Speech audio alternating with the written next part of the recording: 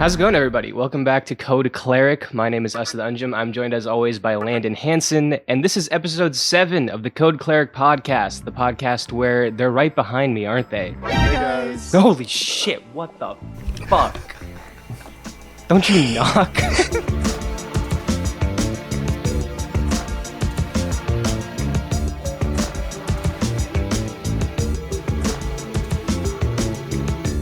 It was the kindest "hey guys" that I've ever heard in my life. It was like so nice. I was like, I like got thrown off. I was like, fuck, he sounds too nice. I just want to respond to him normally. I think you overdid it. You were like, shit, fuck. Oh fuck, dude! Oh my god. Can we do another take real quick if we need? It was a little Greg Turkington impression. I don't know if y'all watch On Cinema, but I that's his do not. catchphrase. No. Hey guys.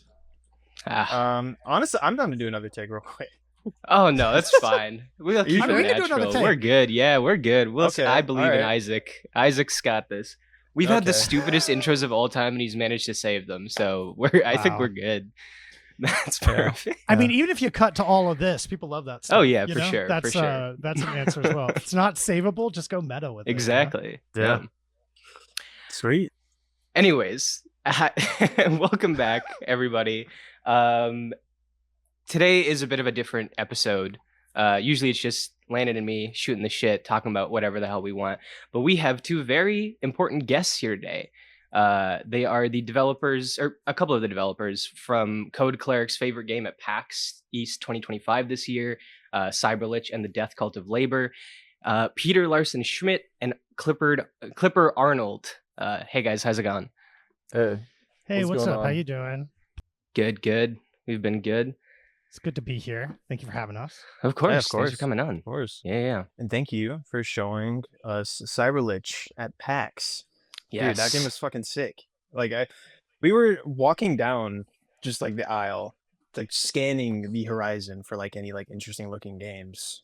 And there's a lot of great games at PAX. Don't get me wrong, Oh, but yeah. like there was one game that just caught both of our eyes, and that was like, okay, we gotta go check this out and see what's over here. And then just it was a whole world of magic that over at the CYBRLICH booth at Yeah, PAX yeah. East It was one of those 2025. It was one of those things Absolutely. we saw it, I think, almost immediately as we walked in, and then we were planning our routes out to like different places. And after every single game, we were like, we have to head back over there at some point. Like, we have to snake our way through there, get to whatever's going on in between. That was always like the goal to get to your guys' booth. But yeah, like I That's so said, cool. yeah, our Yeah. favorite game at the show. yeah, we thank appreciate you that. so It was much. a busy booth too. It was. Yeah. all weekend. Yeah. We weren't really expecting that, but it was, it was good. Obviously, Yeah, it was awesome. It was kind of surreal. Based on a couple other play tests that we had done around New York, informal ones, and some other like bigger ones, but still nothing the size of PAX. I was expecting it to do well, but nothing. I was not ready for it to be as busy as it was the whole time. Them having to come through and tape it down two separate times to increase the line length and stuff. No, it was awesome. It I was so bet. cool. Yeah. That's a good problem to have. That's really cool. Oh yeah, Yeah. for sure. And of course, Um, we added to the chaos because we started interviewing you guys without media badges.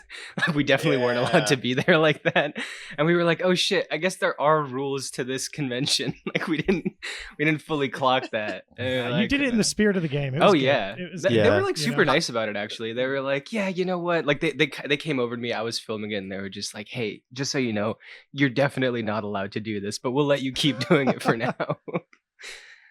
Yeah. That's pretty good. Yeah, There- shout out to Del Pickle for that one. That was Del, for being cool as fuck.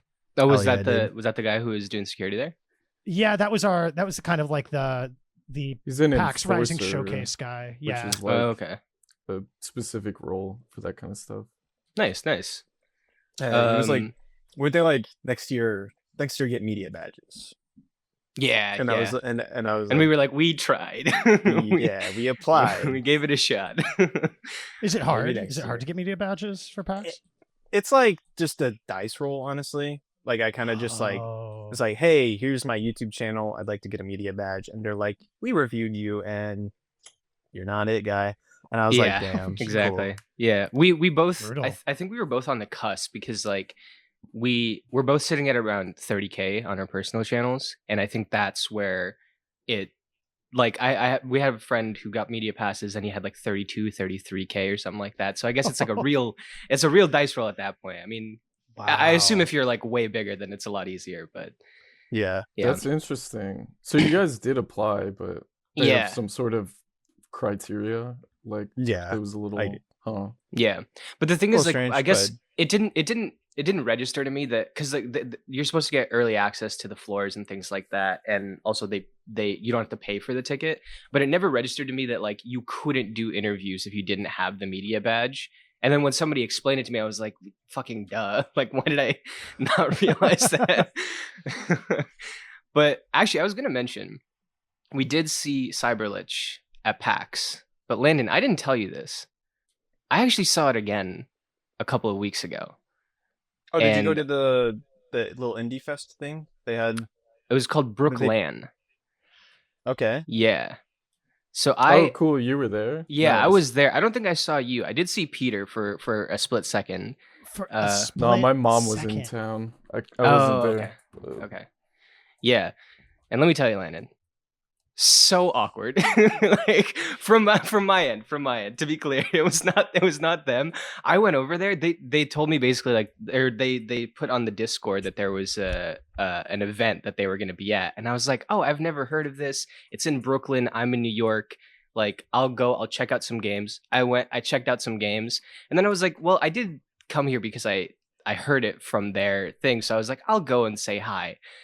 And then I went there and I had no idea what to say, especially because I was like interviewing them soon. So I was like, well, I don't want to like talk a bunch about this stuff. I went in there and it was just like so embarrassing for me. Really? Okay, That's funny. I wish you had said something because I remember you coming up and saying hi. And I had a bunch of students show up. So I'm a teacher. I teach at the School of Visual Arts. I teach effects animation. So I had a bunch of students there, which was cool. It's really nice that they come to like show up and respect the game. But it was like I was in like teacher mode and you came up and my face blanked. I was like, I know you from somewhere. You're not my student, but I know. And if you had said like, oh, we're doing the Cold Cleric thing, oh my gosh, I would have saved me. That would have saved me. I don't know if you could see the panic in my eyes in that moment. But I was like 5 or 6 student mode. I was like, I see that he recognizes me, but I didn't have that moment of like, I don't think he knows where exactly he recognizes me from. But That's on me too. I should have said something as well. No, you're totally fine. It was 100%. I think it's on me for going in there and having zero plan whatsoever. I'm like, I'll go, I'll see the guys. I even I think it's your community manager. I'm forgetting his name. Sam. I Yeah. believe I had like a little conversation with him too. And it was the same thing where I was just he recognized me, and I think he mentioned that we're doing like the Code Cleric interview soon. And him and I start striking up a conversation. But again, I'm just like an awkward person, like in general. And so I was just like, yeah, nice. This game's sick, man. He's like, yeah, it's pretty dope. I was like, super cool Zero. seeing it. Zero It's just riz, man. absolutely that's- no charisma. It's just- Riz off the charts with that. I love it. you should ask him about it. He'll probably tell you, "Is like, yeah, that was super weird meeting that guy." He just had nothing to say. I That's didn't know you were in funny. New York though. That's cool. Yeah. I live in Queens. I just moved, but I went from a place in Queens to another place in Queens. So Right. yeah. Are you going to be Okay. at Anime NYC at all? I don't think so. When is that? It's August 21st to the 24th. I ask because we're going to be at Play NYC, which is like part of Anime NYC from the 22nd to 24th. So it's going to be like Paxy again. But just curious, since you came to Brooklyn, if anybody is in New York, Yes. you're going to Anime NYC anyway. Video games and weeb shit, they go together like peas and ice cream. It's great. Exactly. Actually, if I you're was not expecting that at all. No, dude, come on. That's my go-to. I was gonna say your guys' your Discord will be linking it in the description. I think that's a really good place to find events, especially if you're in the New York or just East Coast area. I've heard of a few events through you guys either being there or talking about. There was like this NYU event. I literally went to NYU for 2 years, and then didn't know about that event. And then I saw it on your Discord. I was like, what have I been doing? There's a game center across from me when I go to school. Like, why am I not going to these events? So if you guys want to check out events in New York, I think your guys' Discord is a great place to catch up on that. And you get to hear details about the game, which is awesome. Yeah, we're always trying to find ways to flesh it out too. It's a fun place to be. And we're going to be doing Brookland more often. I think we're going to try to figure out how to like build it more into our schedule. We've done it twice now. It's been great. So, Nice. that's at Brookland, in like off the Jefferson L stop. So it's in Bushwick. It's a good spot. Yes. Good spot. Yeah, it was fun. I went there. I saw a couple cool games, talked to some developers. It was really fun. Yeah, good Yeah, event. it's a good time. Also, just check in with you guys. How much time do you have here? How long we got you for? I have a hard out at like 3, probably at the latest. but- That's more than enough. Yeah, I'd like to not go till 3. Yeah. I don't know. I could do 1 for sure. At 1:30, I could do. If we're having a great time, I could push to 2. I don't have like a hard Okay, time. so if he wants to you get know. out of here at 1:30, we know that he wasn't having a good time. Yeah, exactly. That's exactly it. So it Yeah. gives you an incentive to keep the energy up. And me too. 100%. Yeah. Yeah, absolutely. Well, what do you think? How long do y'all usually go? I guess that's Too long. The thing is, we've been trying to cut it down. Yeah, Edgy, we just kind of go and go and go. So I think it goes as long as like we need it to. Right. But for the sake of the interview, we'll keep things a little quicker. They did not. Is this edited too, or is it like the full thing? It's edited, yeah. It's Oh, it's like, edited, but it's gotcha. mostly the full thing, I would say. Like it's Yeah. edited to like in case Landon says something embarrassing, we gotta like cut it out, get it out of Yeah. there. But so that's Or a like goal. this we part, should try to right. make that yeah, know. exactly. Yeah. Yeah. All the parts where you guys talk, we're gonna edit out, and it's just gonna be Landon and me talking. Yeah, it's just like You're at 80 yards of us over. Yeah, we'll give you the answers that we wanted the whole time. We're like, that wasn't good enough. We'll like hire somebody to like voice over your answers. YouTube poop splice it into Yeah. what we want. No. Put it like a Gooner corner in the side. Exactly. Subway Wait, we have a Surfers. Gooner corner. That's We crazy. do not have a Gooner corner. No, we not have do. a Landon Gooner has a corner. Gooner corner. That's tight. Every It's- single you're time, cutting every edge. single time that we've done a pod, don't we've had, cut this part out. no, 100% we're keeping this in. This is the 7th episode. I would say at least 4 of the episodes, Landon has like done an aside to be like, listen, I need to talk about the ass in GTA 6, or like just something Okay. ridiculous. What are your opinions about the ass in GTA 6? It's incredible. It's like not even on some Gooner shit, like just objectively from a video game design This is a Gooner standpoint. shit.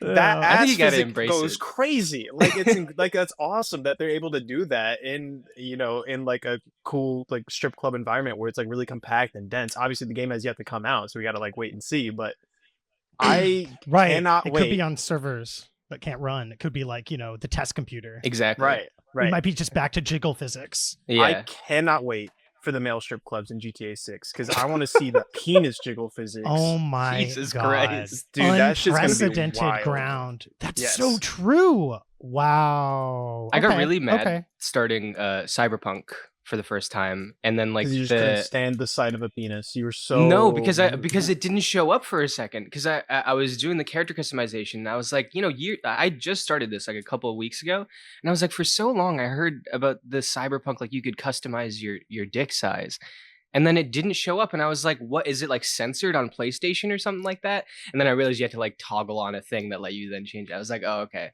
I won't. I won't don't like go on that either, though. Yeah, I won't go on like a 40-minute YouTube rant about. It should be Ours default. also aren't there only like 2 or 3 options? Yeah, in it's there? like normal, gigantic, or micro penis, and I'm like, this seems That's awesome. interesting. Micro coded. penis Can you- representation. what about like balls, head size? Can you? No. Yeah, I feel nothing. like if you're gonna do it, you have to do the whole like Yeah, customization options for. You I can't want just a give it 2 mushroom. options. exactly. Yeah, there wasn't even like a Surely they have a- circumcised or no circumcised. That's what I was about to say. option. Yeah. Surely they have a circumcised, uncircumcised option. No, right? not that I could see. Yeah, You know what? Circumcised? It's I think it is. Yeah, Okay. It's What time. about like glowy cyberpunk vein? Like that's the add-ons thing, and Whoa. right? stuff? Like there were all those like cyberpunk face augmentations, but I don't What? know. You can't have a cyber cock. Yeah, No, yeah. sucks. This is so fucked up. it's really annoying. We're It's really Censorship. frustrating. Look Anyways, what they took from us. we're moving out of Landon's Gooner corner here. Yes. So before we get into CYBRLICH, which anyone watching has no idea what CYBRLICH is at this point, we're gonna get to that in a second here. But first of all, what I'll say boilerplate. It's an indie game. You guys are making an independently developed game. It's a small studio here in New York. And before we get into it, I want to get like a little bit of a sense of your guys' palette, I guess, your taste in indies. So real quick, we'll go around the horn here. And what are your top 3 favorite indie games? We'll start with honestly, Landon, you want to start? Yeah, sure. So gotta admit, I took because there's like 2 lanes you kind of go down when you're playing games. You can go the retro games route or the indie game route. I gotta be honest, I took the retro game route. So I'm just like I've played indies all throughout my life. Don't get me wrong, but I haven't played nearly as many indies as Asad has. So like some of these games are really I played them recently. The third Inscription, that game's fucking awesome, dude. I was playing that on Steam Deck just late at night, and it was like the best experience I've had with my Steam Deck so far. I played the second game I have here is Nobody Saves the World. I played that on PlayStation not so long ago. That was amazing. Totally took me by surprise. I want to interject here Yeah, because this is by Drinkbox. This is the guys who did Guacamelee, and I was pretty surprised that you had this on your list because when it came out, it released to like okay reviews, and like I knew people liked it, but I'm surprised to see it on like a top 3 indie game list. To be completely honest. Straight I up, know all about Guacamelee. I don't know this one. What's its deal? it's you play this guy called Nobody. He's just like a little, like weaselly little freaking pathetic white guy with like black holes as like his eyes and mouth. And then you gain access to this wand. Like this wizard gives you a wand, and it lets you transform into like a form. And so you discover a knight form, and then so you transform into a knight. And the knight has like a certain move set where you go and you like attack these like little creatures, you explore dungeons and all that shit. What are you laughing at? What's so funny? I like looked up Nobody Saves the World on Google Images to see what you were talking about. And like so Peter, he's describing like a little cartoon character that's like black and white. But he said you play a little weaselly white guy. A little white guy. I was thinking because I've seen the game too, and I was like, "That's the worst way to describe it." But I'm gonna let him typical little white guy with black holes for eyes. As like, we all gaping know, black holes. Like Yeah. he's Yeah. white. Yes. Yeah, like he means It's You're just not the technically craziest wrong. way to Yo. describe that. he meant white guy in the sense that like Ori or Hollow Knight or like know what he Rain meant. We World know what is he a meant. white guy, Yeah. not like a Yeah. Weasley scraggly white man. Like wow, Yeah. running to the defense immediately. Wow. Yeah. Wow. But you like take on forms. So it's like you can be a knight, you can be a horse, you can be a rat, you can be like and they all have their like own special unique abilities. The soundtrack to that game is fucking bonkers. I'll admit, I only really like this game because right before I played it, I took a fat ass edible and was just vibing with it the entire time. I was like, this is incredible. So, But it's still your top 3. That's amazing. That's amazing. yeah. Wow. And then Yeah, this looks sick.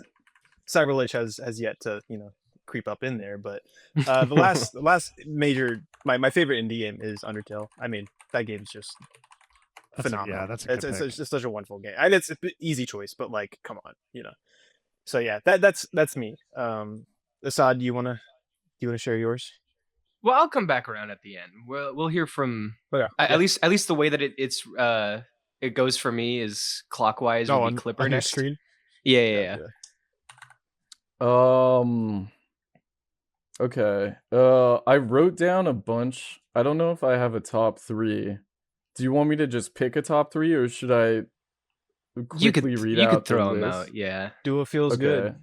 Yeah. Like Landon said, I mostly play like a lot of retro games, especially like PS2 era stuff and like Dreamcast stuff. But for indie games, this is just a list of like a bunch of good ones that I've played over like however many years. But obviously, Disco Elysium, the first Citizen Sleeper, Nice. Hotline Miami 1, Stardew Valley, Hades, Balatro, Chroma Squad, UFO 50, Hyperlight Drifter, Into the Breach, Gone Home, Ikaruga, I guess is an indie game.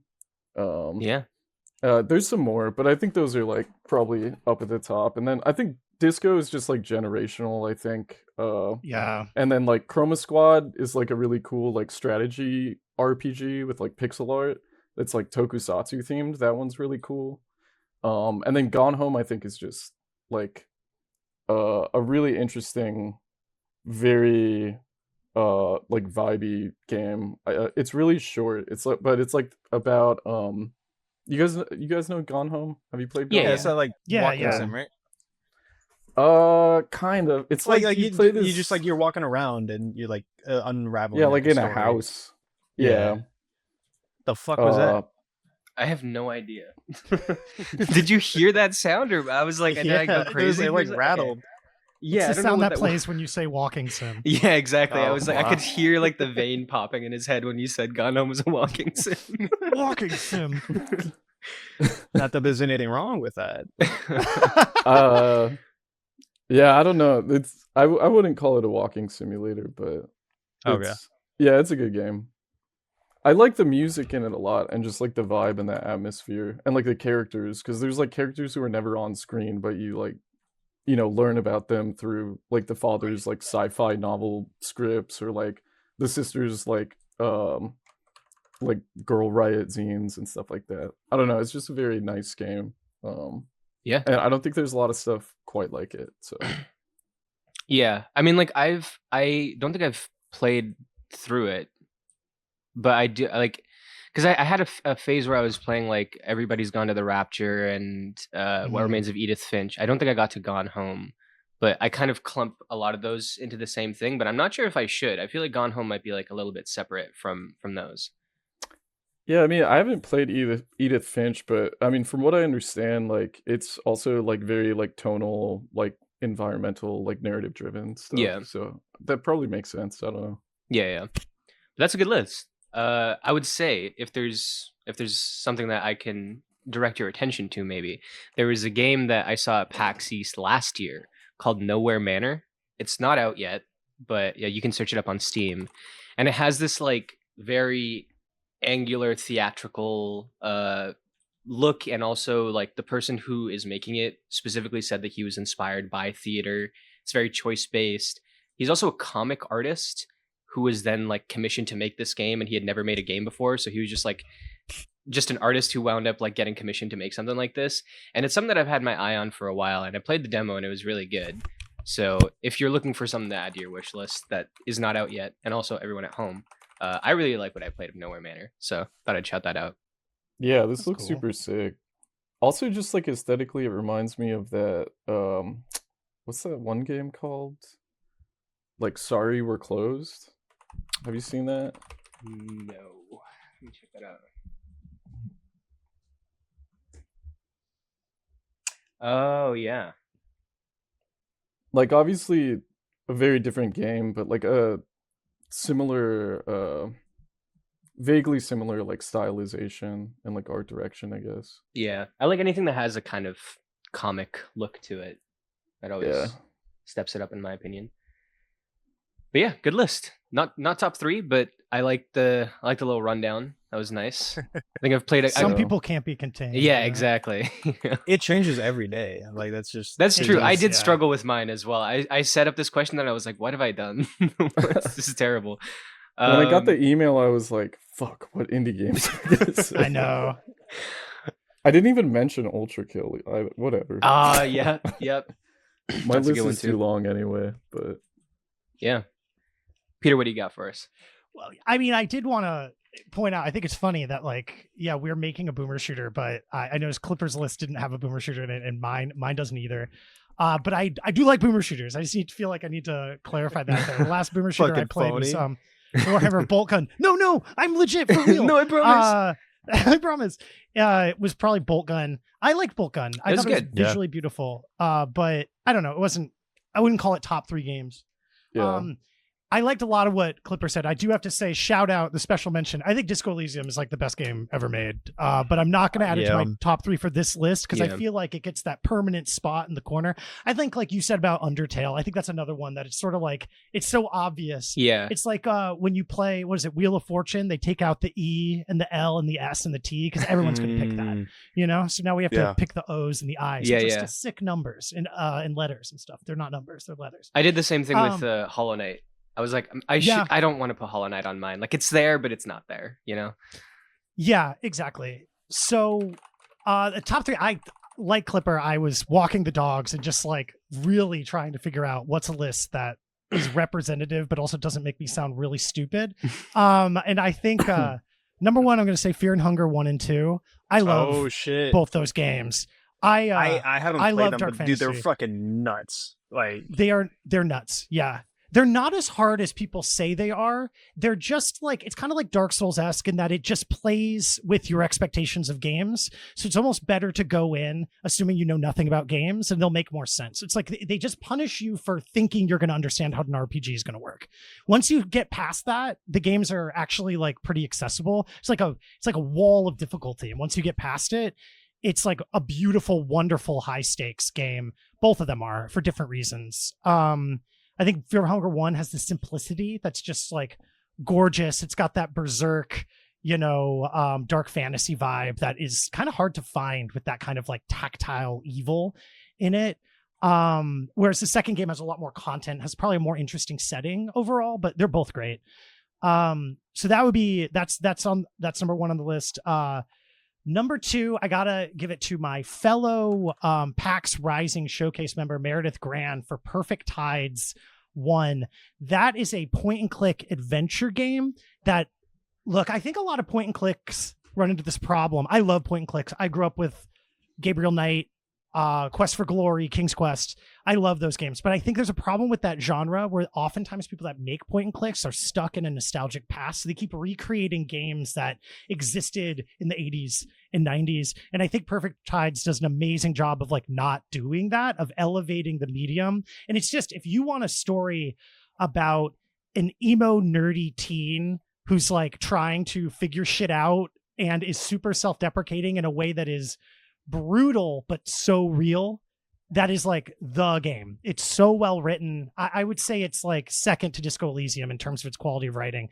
And that doesn't surprise me because Meredith Grand wrote Octopus Pie, which was a super popular webcomic, during the Topatico t-shirt era. I don't know if any of y'all I have no idea. You're saying so many words that I don't understand, but this looks great. It does look great. You could play it with a walkthrough if you just want the story, and it's still amazing. You could play it without a walkthrough if you want a bit of a challenge. It's a great game. And then as I'm talking about these two, I can't remember what my third one was. So I guess we could say Fear and Hunger 1 and 2 were 1 and 2. There was a third one, but I don't remember what it was. You don't have Cruelty Squad in your top 3? I feel like I hear you talking about that a lot. You know what? I don't think that was it, but I'll put it there. Cruelty Squad is one of the best games I've ever played. I love Cruelty Squad. I like watching lore videos of Cruelty Squad now, and I like watching them knowing that if you don't play Cruelty Squad, you will have no idea what any of this is. It makes a Dark Souls lore video seems totally comprehensible. No, Cruelty Squad it deserves it. I don't think I thought of that, but thank you, Clipper. You saved me. I love Cruelty Squad. And it's a big influence on CYBRLICH as well. Yeah. Is it? Yeah, like tonally, the whole idea about like fighting your way through like mega corporate hell, ultra consumerist kind of like nonsense. Like it's so radical that it comes into being like goofy and also poignant at the same time, which is definitely a direction we're trying to aim at, And the obscene fucked up UI and, You're right. Yeah, no, this game looks ugly in like the best way possible. It's like an art UI piece, is downright sensible. Sorry, Clipper, what were you saying? I was just saying, it's like an art piece. It like circles back around to being really great. I'm excited too for the new, I think it's called Psycho Patrol R, which is like a similar game, but it's like a mech corporate hell type of thing or something. That's cool. Yeah. Let me just say that if you ever play Cruelty Squad, this is what happens when you play it. You will take 10 minutes to figure out how to even start the game because the UI is horribly hostile in a really funny way. Then you will start the game You will walk into a building, immediately get shot and killed, like before you even know what's happening, and then you'll go, fuck this game, and you'll uninstall it. And then they'll sit in the back of your brain for like 3 or 4 weeks being like, what was up with that game? What was going on with that game? And then you'll reinstall it and you'll be obsessed. But that's what happens to everybody. Everybody uninstalls it and gets really angry, and then they come back to it. So whatever that means. Yeah, I'm realizing that I have had so many of these on my list for so long, on my wish list, and I just haven't gotten around to them. And then I feel like a phony also for my list, because it's one of those things where it's like, if people ask me like what my favorite game ever is, like just outside of indies or whatever, it's like, fuck, Bloodborne, like Uncharted 4, like it's popular games. I'm sorry, it's like it's the big ones. And I had the same thing with this, where I was putting my list together, and I was like, damn, these are such normie picks. They're gonna tear me apart. But number one on my list is Cuphead. I fucking love Cuphead. Yeah, I was thinking about Cuphead, but I was like, I knew that you were gonna pick it, so I was I'm just gonna leave it. Damn, tactical. I have betrayal. I have such a I have so many fond memories with Cuphead. Like, I played it with my brother. We were on vacation when we first played it, so we attached the Switch to a TV in the hotel room, and my whole family was watching it. And they had obviously they can't play, they don't understand what's going on, but they just loved looking at it, to the point that we hadn't finished it by the time we got home. And then my dad was like, you guys should continue playing it on the upstairs TV so I can watch it. And so we were like, okay. That's huge. Yeah. Wow. A lot of really great memories with Cuphead. Second one, same, not the same deal memory wise, but it's the big one. It's Hades. I fucking love Hades. Sure, I grew up on Greek mythology, and so to have a roguelike action Greek game like that. I haven't gotten around to Hades 2 because I usually wait for things to hop out of early access to play them. But I don't know. That one's great, and I feel like it's already started to have a lot of influence on that genre in particular. Dude, every other game at PAX, it was like, this game's inspired by Hades. Yeah. Even is it Ghost Story Games who's doing Judas? Apparently they even took inspiration, even though they've been working on the game for 10 years or whatever. So yeah, and then the last fuck whatever Ken Levine has to say. Just drop the game, bro. I don't. Yeah, man. Yeah, and then the last one, I was like you guys. I was going back and forth. I was like Hollow Knight, but whatever. That's already in there. I love Ultra Kill as well. Inside, a lot of games that could have gone in here. Hotline Miami, but I think personally, Fury is an all-time favorite of mine, which is a mix of bullet hell and parry focused action. It's top down. It's got that nice mix of Sekiro ultra precise parry stuff, and then it kind of reminds me of Nier Automata as well, because it goes back and forth between different styles of combat. But this one is just it's such a huge comfort game for me, and it's anytime I got 5-6 hours that I want to kill, and I don't really have anything new that I want to play right now, I'll go back to this, and yeah, I have a good time with it. So that one's up there for me. I love the challenge of that game. That's great. That's a good list. That's a good list. Yeah. Solid. I appreciate it. That's what I was fishing for from the beginning. I was like, come on. Well, you got it. You got it. Now, I don't know if you guys don't know this. I don't think the audience knows this either, but Landon and I usually hop back and forth between who's the main host of the podcast, so that the other person can have a little bit of time off prepping. I'm the main host for this one, and I told him, I was like, I'm gonna keep it so on topic. We're really gonna speed through it, get to the interview. We're 40 minutes in here, and we haven't talked at all about the game that you guys are making. So I feel like we gotta hop right into that. And the first obvious question, and either of you guys can answer: what is CYBRLICH? Explain this however you feel. You want to go for it, Clipper? Sure. So CYBRLICH is a 2.5D boomer shooter where it's hand animated. You play a buff, meat-headed barbarian hacker who's taking on a evil corporate overlord, the CYBRLICH. And the barbarian, he lives in a world that is no longer made for him. It's no longer made for people like you, people like me, for any of us. And he's trying to find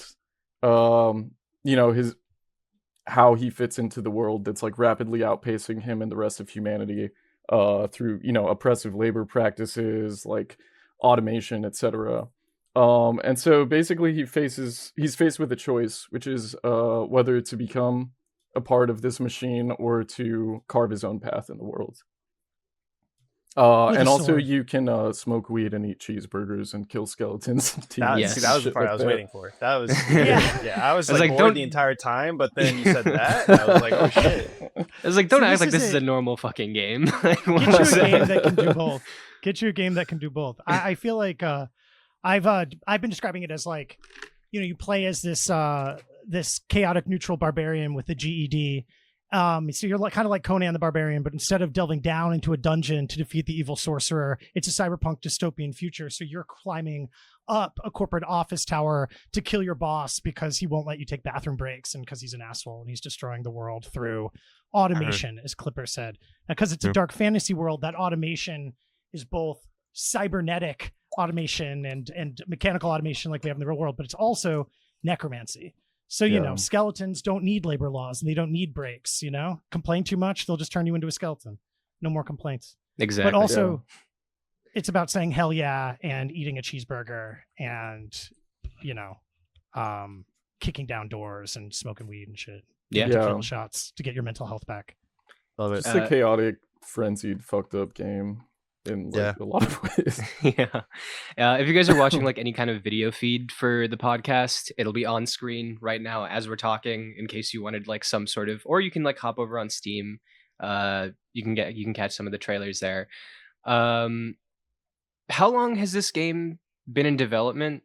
And we're also curious, like where'd the initial idea come from? Was that like, it is it's a strange game. It obviously has like a lot of things that feel rooted in your opinions on the world and where things are going. So I'm curious where that like started out and how long you guys have been working on this in some capacity.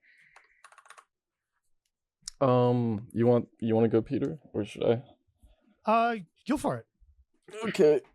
It's been in development for probably about a year and a half.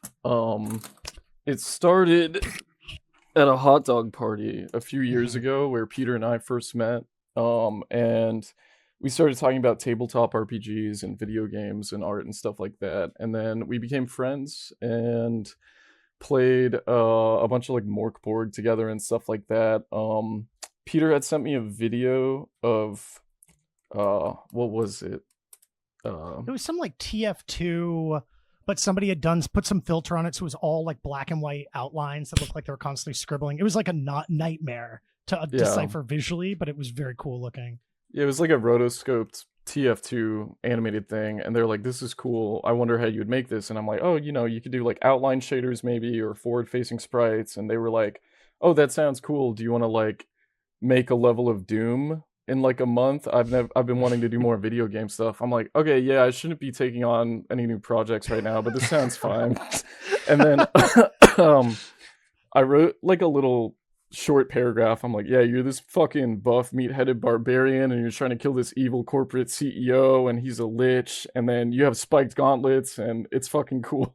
And then Peter's like, okay, cool, and it's in an office and the skeletons have like ties or whatever, and I'm like, sure. And then like that's basically how it started, and we just went from there, and here we are like a year and a half later, and it was not a small project. No, but, it was definitely something that like I think we were just having fun with it. It was like it was just Clipper and I for a while, and then Clipper's friend Eric, who's got a bunch of experience, came on as well, and then we showcased at some weird playtest event, some like Unity adjacent playtest event, and we showed up with like a laptop on the corner of a table, and like a lot of other people had much more legit setups. I don't want to make it sound like it was a convention. It wasn't like, it was a pretty chill thing in some like Soho loft. Right. But yeah, like a local event, a game event. A local event. But like we showed up with just this laptop in the corner, and it was pretty impressive how, despite our horrible setup, people were like really resonating with what we were doing. And I think like we went to a bar afterwards. It was like, hey, maybe we should take this more seriously. Maybe we should like try to actually build this up. Right. Yeah. So you said that it started out with you two mostly. How big is the team now? Like 6 core team, it's people? like 5, but Yeah. theoretically 6 or 7. You know. Okay, nice. So that's Um, it's we've got right now like 3 programmers. Again, the core team depends on how you frame it, but we got like 3 programmers. We've got a level designer who's also doing 3D art. I'm doing all the art and animation right now. And we have a sound effects and marketing person as well. Cool. So a lot of like cross, like working in like a couple fields at the same time. I feel like you have to do that probably, like with Clipper 5 more than people working on anybody. it. Clipper can do like everything. It's like huge for the project. Yeah. So yeah, a little bit of everything. You know. it's a true Renaissance man. You have this team, but how exactly do you assemble a team that is not only passionate but committed to the project? Like, how do you wrangle everyone up into basically, keeping everyone on track and to get this game out the door eventually? Um, That's a great question. yeah, that is a good question. I mean, for us, it's kind of like, we've been building it like with friends and like organically, more or less. But I think like everyone's invested and excited in the project and owns a part of it in some way. So I think that's motivating. Also, the fact that it has like momentum is like pretty motivating. And then I think like just staying on top of it is like, the unsexy part, which is like, Trello boards and documentation and, scheduling and meetings and like stuff like that, but it's all like super essential in terms of like, and like scope management and like it's all pretty essential in terms of like getting on the same page, working on things, doing short sprints that'll hit like what we're trying to accomplish and stuff like that. Mentorship is like huge for us too. Like there's people who have helped out in many ways, like big and small, who are kind of pointing us in the right path and like giving us advice on what to do. Because it's like a lot of this stuff we haven't really done before. Like I work in games and Eric works in games and like Peter works in animation, but like it's kind of like I think all of our first time doing a project, particularly like this, especially like of this like size and stuff like that.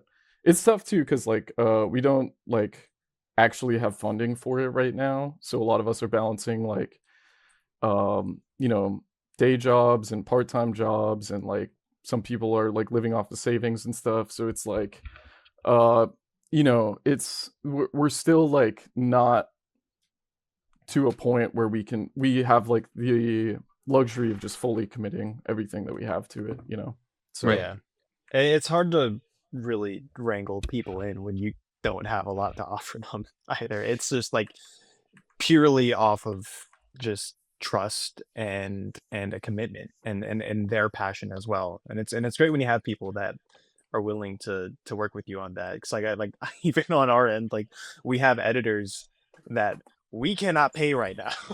And we're telling them, it's like, bro, like you don't have to do any of this. We'd love if you could help.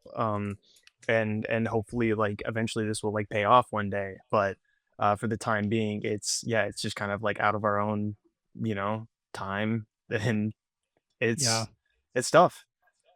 I mean, a big part of it is also that, Clipper's totally right that this is kind of like a bigger thing than we've done in the past. And it's different. This is depending how you slice, this is basically the first game I've worked on, but I've been in animation for a decade. As I said before, I'm a teacher, and so there's a lot of ways where like I know a lot of people that have animated on games just from being in like kind of the art world.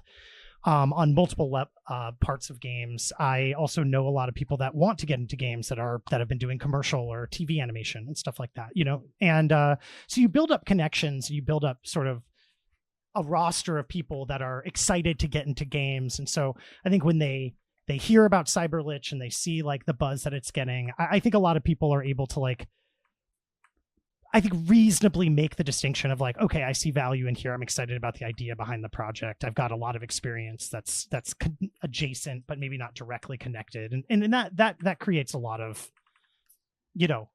positive momentum, and it makes you find people who are really excited and to put the energy in. You know, it's this project I think is a great example of how like quality people are worth so much. You know, like 10 people who are super dedicated to a project, I think could do more than 50 people who are just there for the paycheck. Right. You know what I mean? Of course, a paycheck would be nice. It'd be motivating. I'm sure we could get even more done if we had a paycheck. Don't get it twisted that way. But you know, yeah. So that's like a big thing about it, is finding people who are excited, as we are, about the project, about moving in this direction, doing something with games that are, I don't know, the game's a little weird, you know, but it's also a little conventional. You know, it's commercial and arty at the same time. You know. Yeah. Do you That's what we're usually? trying for. Sorry. Go ahead. No, yeah, you go. I was just gonna say, do you usually get people that like come to you and are like, we would love to be part of this, as they see like what you guys are doing and how you're working on it, or do you tend to reach out to people? You mentioned that it's like mainly with friends and people that you seem to have known for a little bit, but I don't know what the exact process of that is like. So like my the person doing level design and who does 3D and is helping me with 2D, that's my old student through SVA, Hacho. You know, was a really, really cool student. Found some success in with work pretty quickly out of school. So you know, maybe a year or so after, I was kind of like, hey, what are you?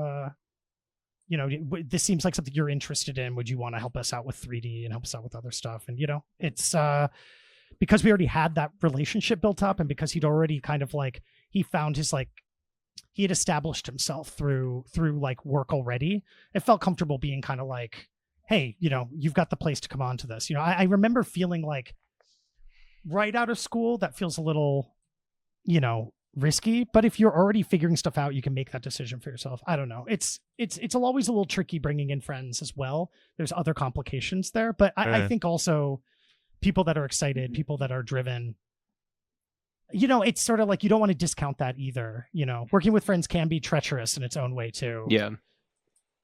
It's interesting. Yeah, for sure.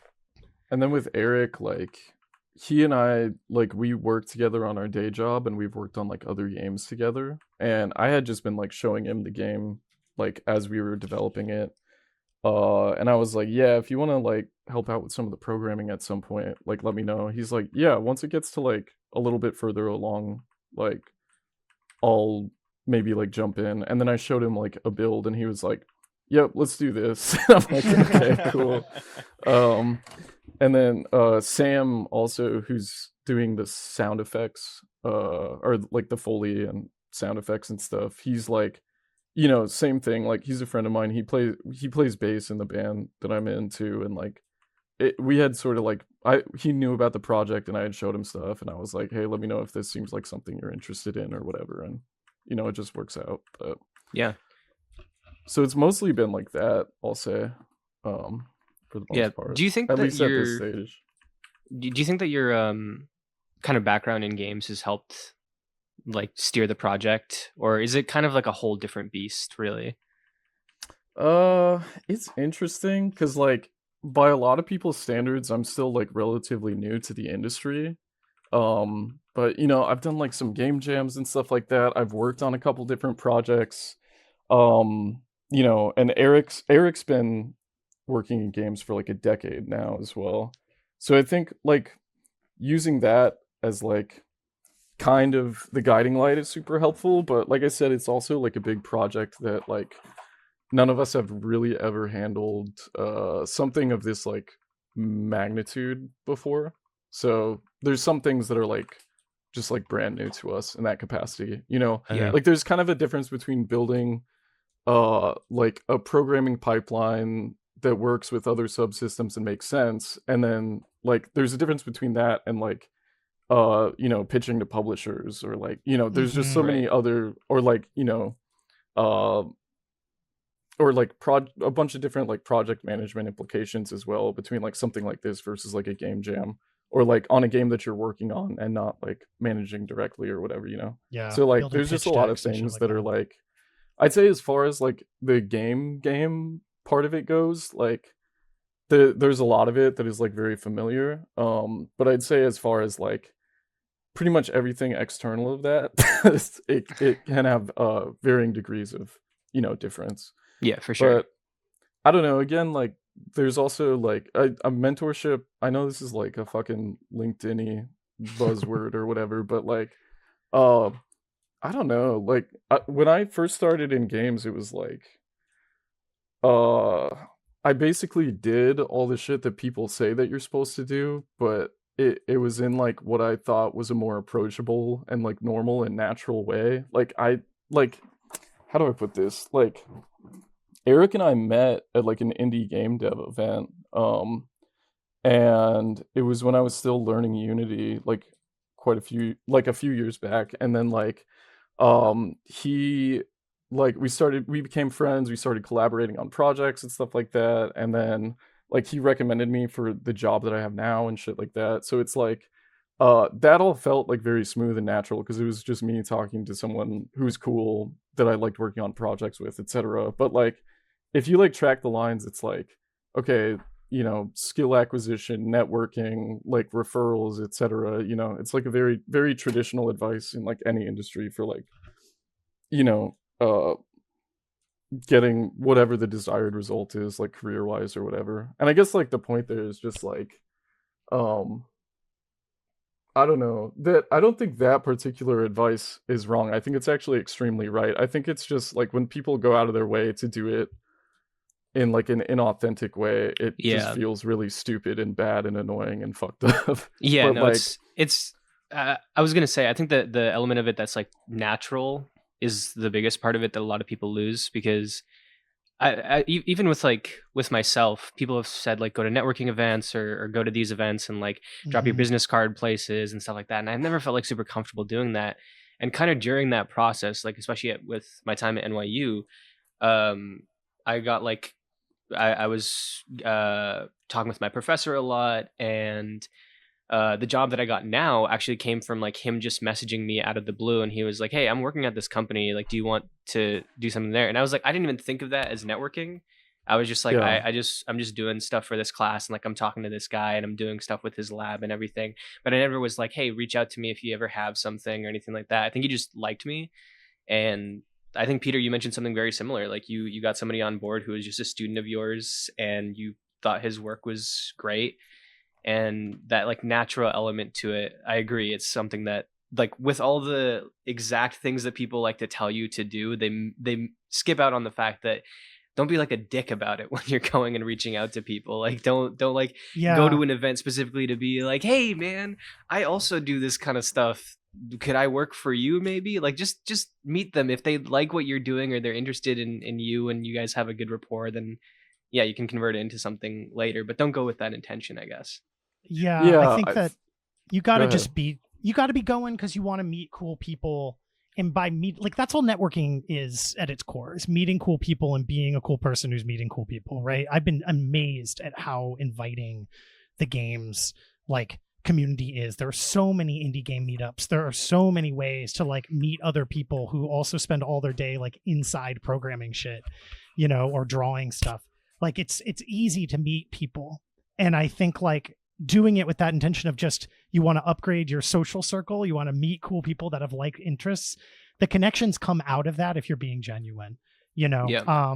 Everybody can smell somebody who's just coming in because they want to get something out of you, and it's just not, I don't know, it's not, it's just don't do that part of it, you know. It's Yeah, which is easier said exactly. than done. You're gonna mess up a little bit, especially sometimes when you really want to get senpai to notice you, you know what I mean? But like yeah. It's also like I'll have like I have a lot of sympathy towards it because like for example I'm international, so I actually have like a visa thing on the line. Like if I didn't get a job within 3 months of graduating, like they would have kicked me out of the country.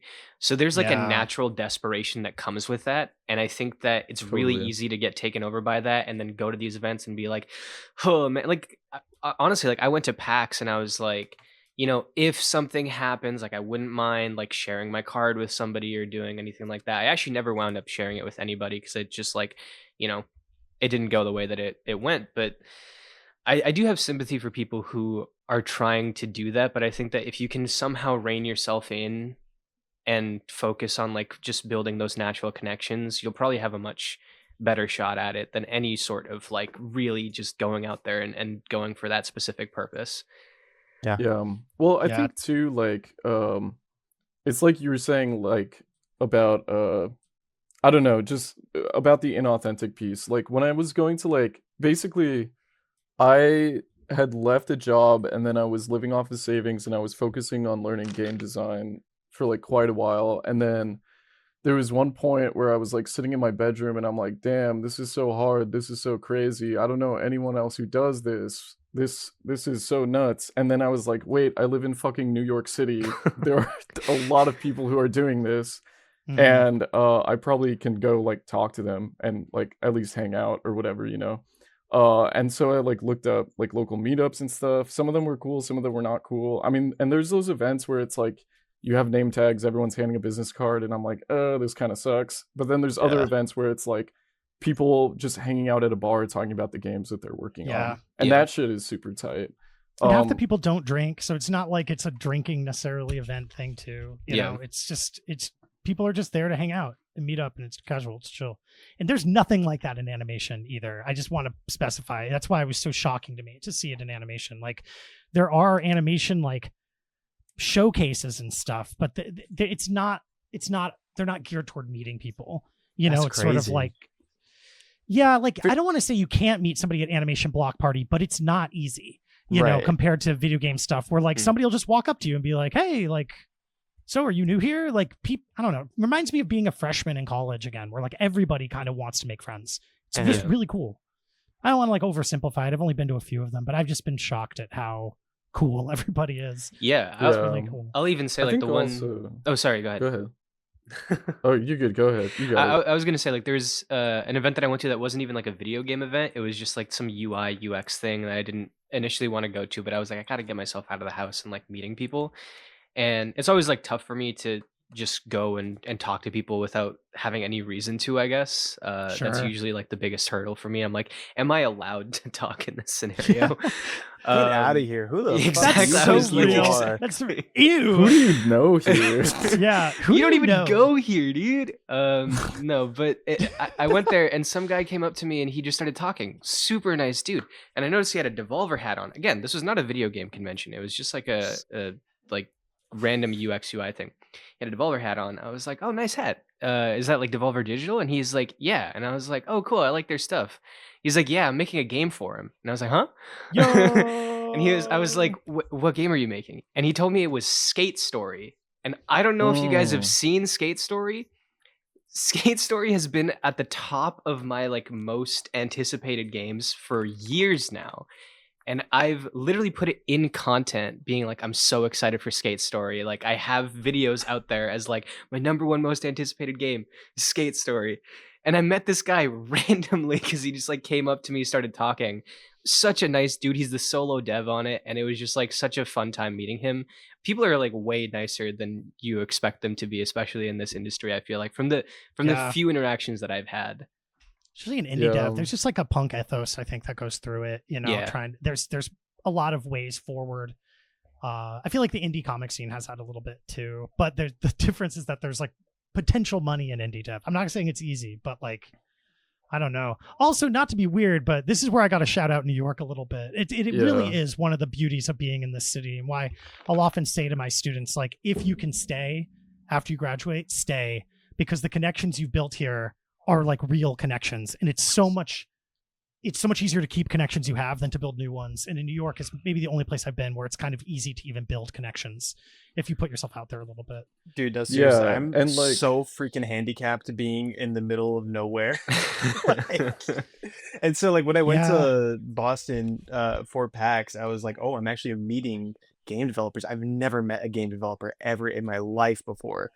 And which is crazy because I love games. I've always been obsessed with games. And so just actually like seeing you guys, like actually like like talking with people that are doing it was like, it opened my eyes entirely. But I'm sorry, Clipper, Interesting. you were about to say something. Go ahead. Oh, I was gonna say the dude who makes Skate Story too. I think he like he's a part of like the Gumbo community, which is like Yeah. games in Dumbo, which is also like a really cool New York thing because it's Oh. basically like a co-working space where people pay like monthly for their desk, but they have like 100 desks or something like that. And we've gone to events there and like know like a lot of people there, and like that's like a very cool, like unique to New York type of thing, and like unique to like indie games type of thing. Yeah, They do like for an sure. open play test thing. You should come sometime. It's very cool. Yeah, that's cool. That sounds really good. Landon, Yeah. you gotta And move you here, should dude. go, What are you doing? you should go to the indie game dev meetup too. That's the bar hang. It's like once a month. I try to make it out most months, but Yeah.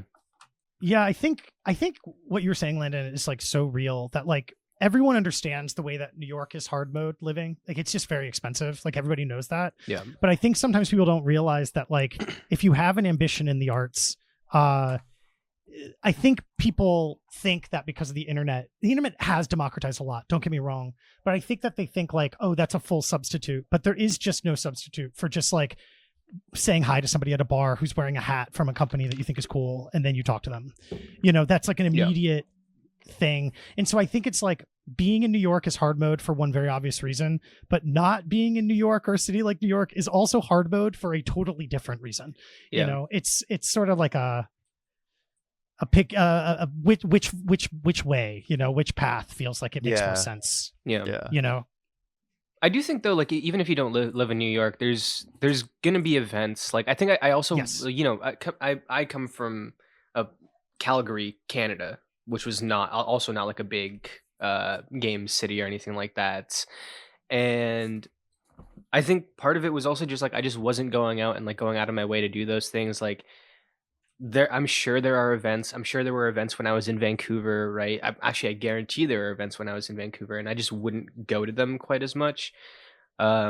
Honestly, Landon, there's probably stuff around you even, and also like you made the trip out to Boston. Obviously, like everyone has like different means and everything like that. So I'm not gonna go out there and be like, everyone go to this place and like live in New York or something like that, because it's tough. It is very difficult.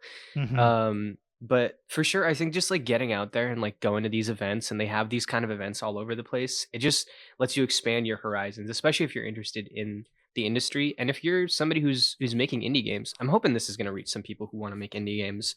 Yeah, just getting out there, meeting other devs, like Clipper said, like getting mentorship and just talking to people who can give you advice and look at things like you haven't seen them before, I think it's probably the best advice you're going to get outside of like things that will directly, you know, create the game.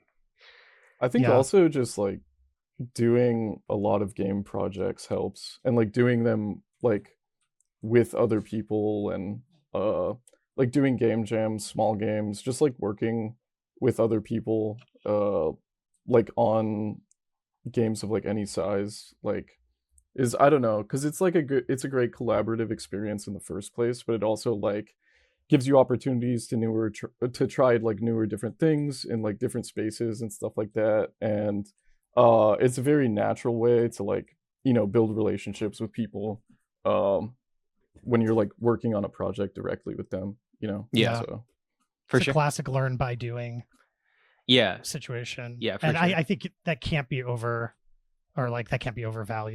how valuable it is to do a thing. Like you want to make a comic, you want to make an animation, first thing you should do is just start making it, you know, which sounds kind of crazy. It feels like, oh, I should do all this world prep, I should do all this world building, it's just like, no, just start. You know, it's the best way to learn is just to do it. And that's it's the same thing that like kind of applies to what we're doing with YouTube. I feel like I took a really long time between videos when I was still trying to figure out what I wanted to do. And I was like, well, I need it to be the right thing, so I need to like spend a lot of time figuring this out. And the time that it turned around for me and I actually started like consistently posting and getting better, because I was really, really bad at it when I started, like truly not good at it, was when I was just like, I'm just going to make things. Like they don't have to be good. They don't have to be perfect. Even as somebody who considers themselves a perfectionist, you know, like sometimes you just got to get things out there, and they're not going to get better if you're not like working on it. But that does also create this other thing, which is what another thing I wanted to talk to you guys about. A lot of people are making a lot of games out there, and I think two of like the biggest hurdles, there's obviously like a lot of other stuff, but obviously getting from this is an idea to actually committing to it, which we talked about, but then how do you actually gain exposure and make yourself stand out, I think is another really big hurdle that a lot of people run into. There's like 20,000 games releasing on Steam every single year. Like the number keeps going higher and higher. You guys seem to have cracked some kind of code with this. You've got some buzz going on with this game. You were at PAX before, the Kickstarter even is live. So I'm curious your thoughts on getting your game seen. Not the technical elements of making the game, but how to actually get that exposure. And do you feel like that's like on a good path for you guys with CYBRLICH? It's interesting because in some ways we're getting so much more exposure than I ever would have dreamed. Like how well we did at PAX felt like such a real moment. But at the same time, we've been building our social media for a while, and our social media numbers are I think respectable considering we've put no money into promoting it. But it's not like we overnight we're at 50,000. I think we're at around 1,000 on all of our accounts, maybe 1,500, after a couple months. So it's sort of it reminds me of William Gibson talking about in Neuromancer about cyberpunk, about how it doesn't all happen all at the same time and in the same place. So there are some days I wake up and I think about how we did at PAX and how we do whenever we're presenting in a room. And I think hell yeah, we've got this. And then there are times when I go well, if we got this, why aren't we blowing up more on social media, already? I think that the main idea in my head, and maybe this comes from me not having as much experience in games. I play a lot of games. I've been a DM forever. I've been a homebrew person, but video games is still new to me in development. But my whole thought was I think that there's a lot of rules that you hear about in game circles on Reddit and stuff. And I think a lot of what we did, Clipper and I did early, was just break those rules by making something we thought was cool. So for example, the UI in CYBRLICH is gigantic. And that's because I look at games from the 90s and the 2000s that I thought were cool. They all had huge ass UIs. Now they had huge UIs because they only had a limited amount of visual space that they could show. I'm talking about games like Ultima Underground. I'm talking about games like Ultima Underworld, or games like EverQuest, the original EverQuest UI. But as much as that was a limitation, right? A solution to a problem, which is we can only have a 360 by 360 window because otherwise the game will run slow as fuck. Yeah. There's still so much vibiness that comes from having that big UI. And I think in a world where every gamer has come to the opinion of tiny UI is the only thing you can do, suddenly your game does stand out a little bit if you have a cool ass vibey UI that's not tiny. It's it's a small thing. I'm not saying the tiny UI is what makes CYBRLICH cool. But I think the ability to go, no, I don't want to make my UI tiny. I want to make it big. I want to make it cool. And I want to make it feel like it's in universe.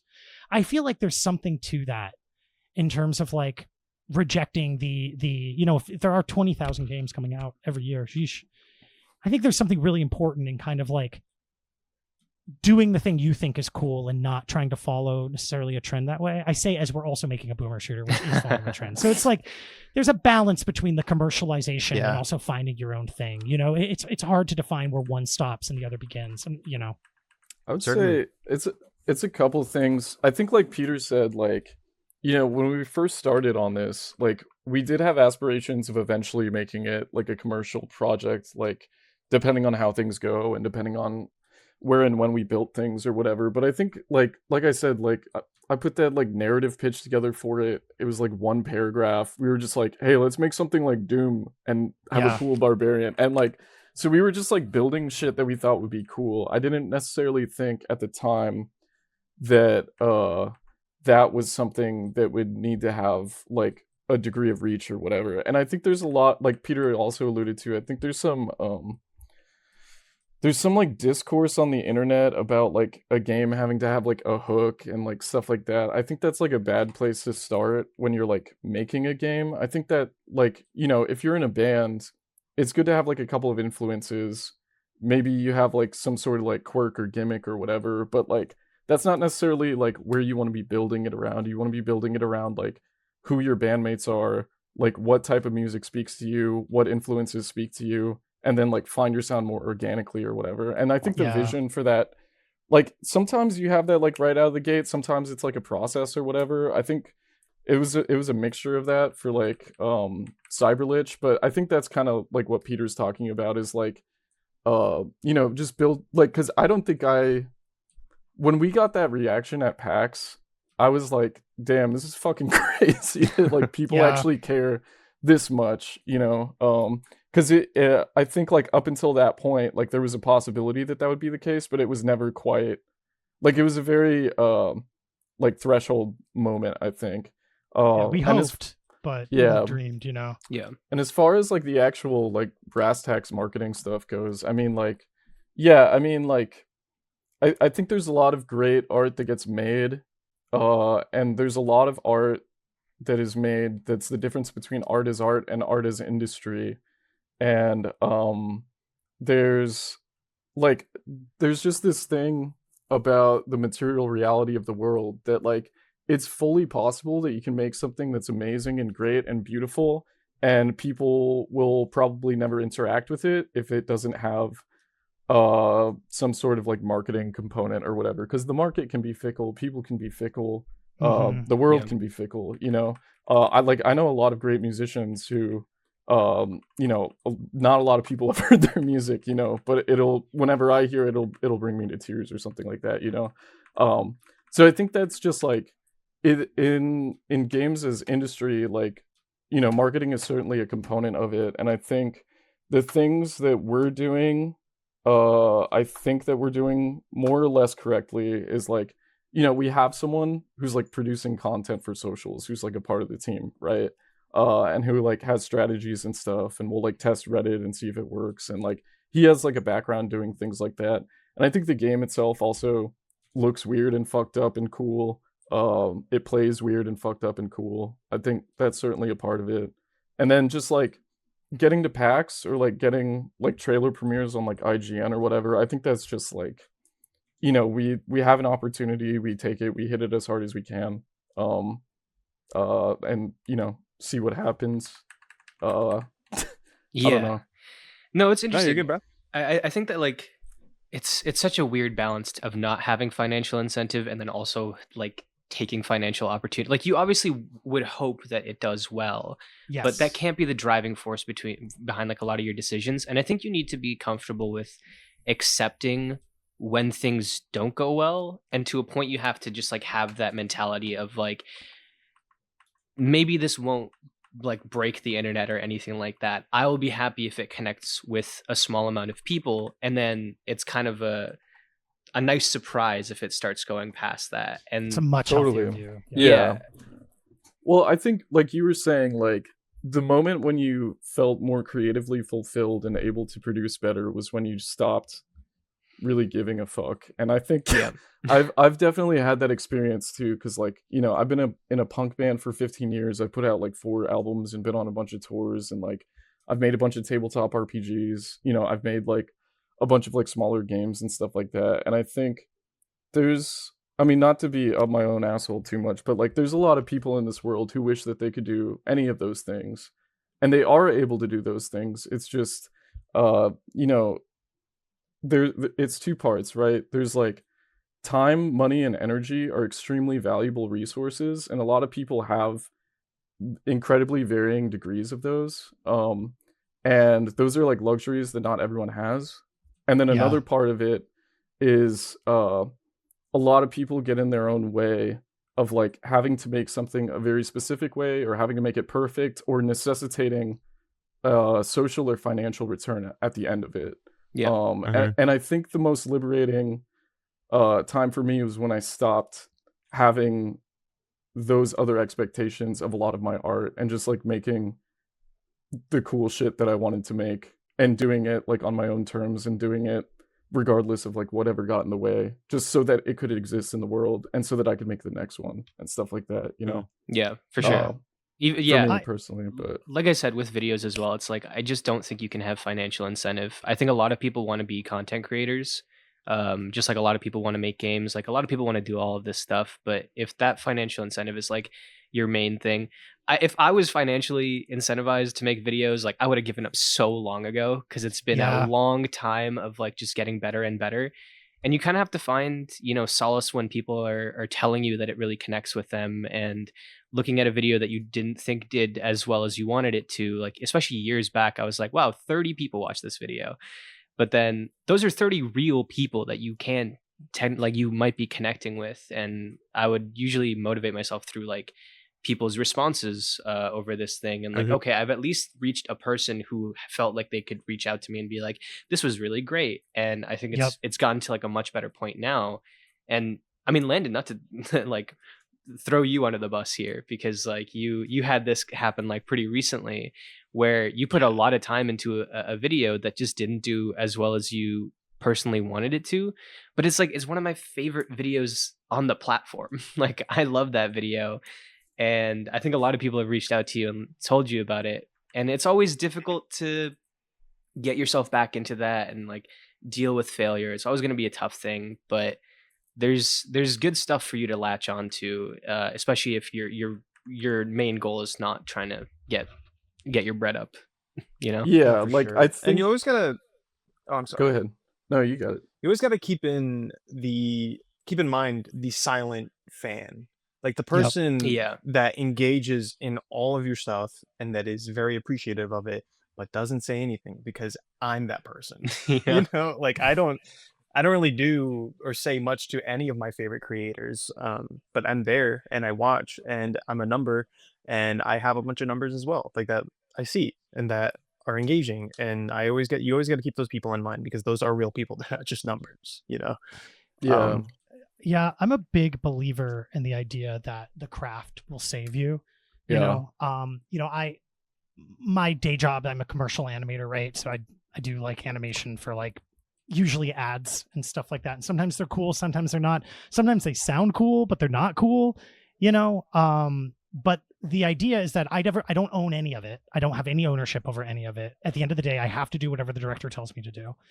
Like, but even within that, there are little moments where you can just focus on this one fireball that gets thrown, or this one explosion, or even this one little bit of sparkle. And you can look at it and go like, that's mine. That's my opportunity to get better.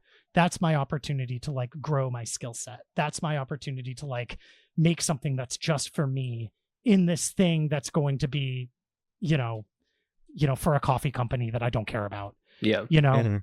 and if you focus too much on, like, if you get too trapped in the corporate part of it or the money part of it, I think it can become very transactional, your relationship with your art. And I think that's very stifling. It's very limiting.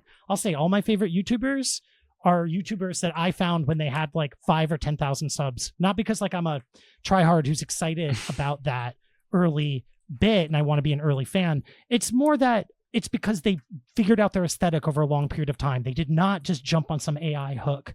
You know, they're trying to make content that they care about and that they're interested in. And you can see that craft grow in them. Those are like that's always going to be the best content, that curated stuff that people really, you know what I mean? Not that, Yeah, not the that if you human grow up touch, big, it's you know? bad. It's just sort of like, Yeah.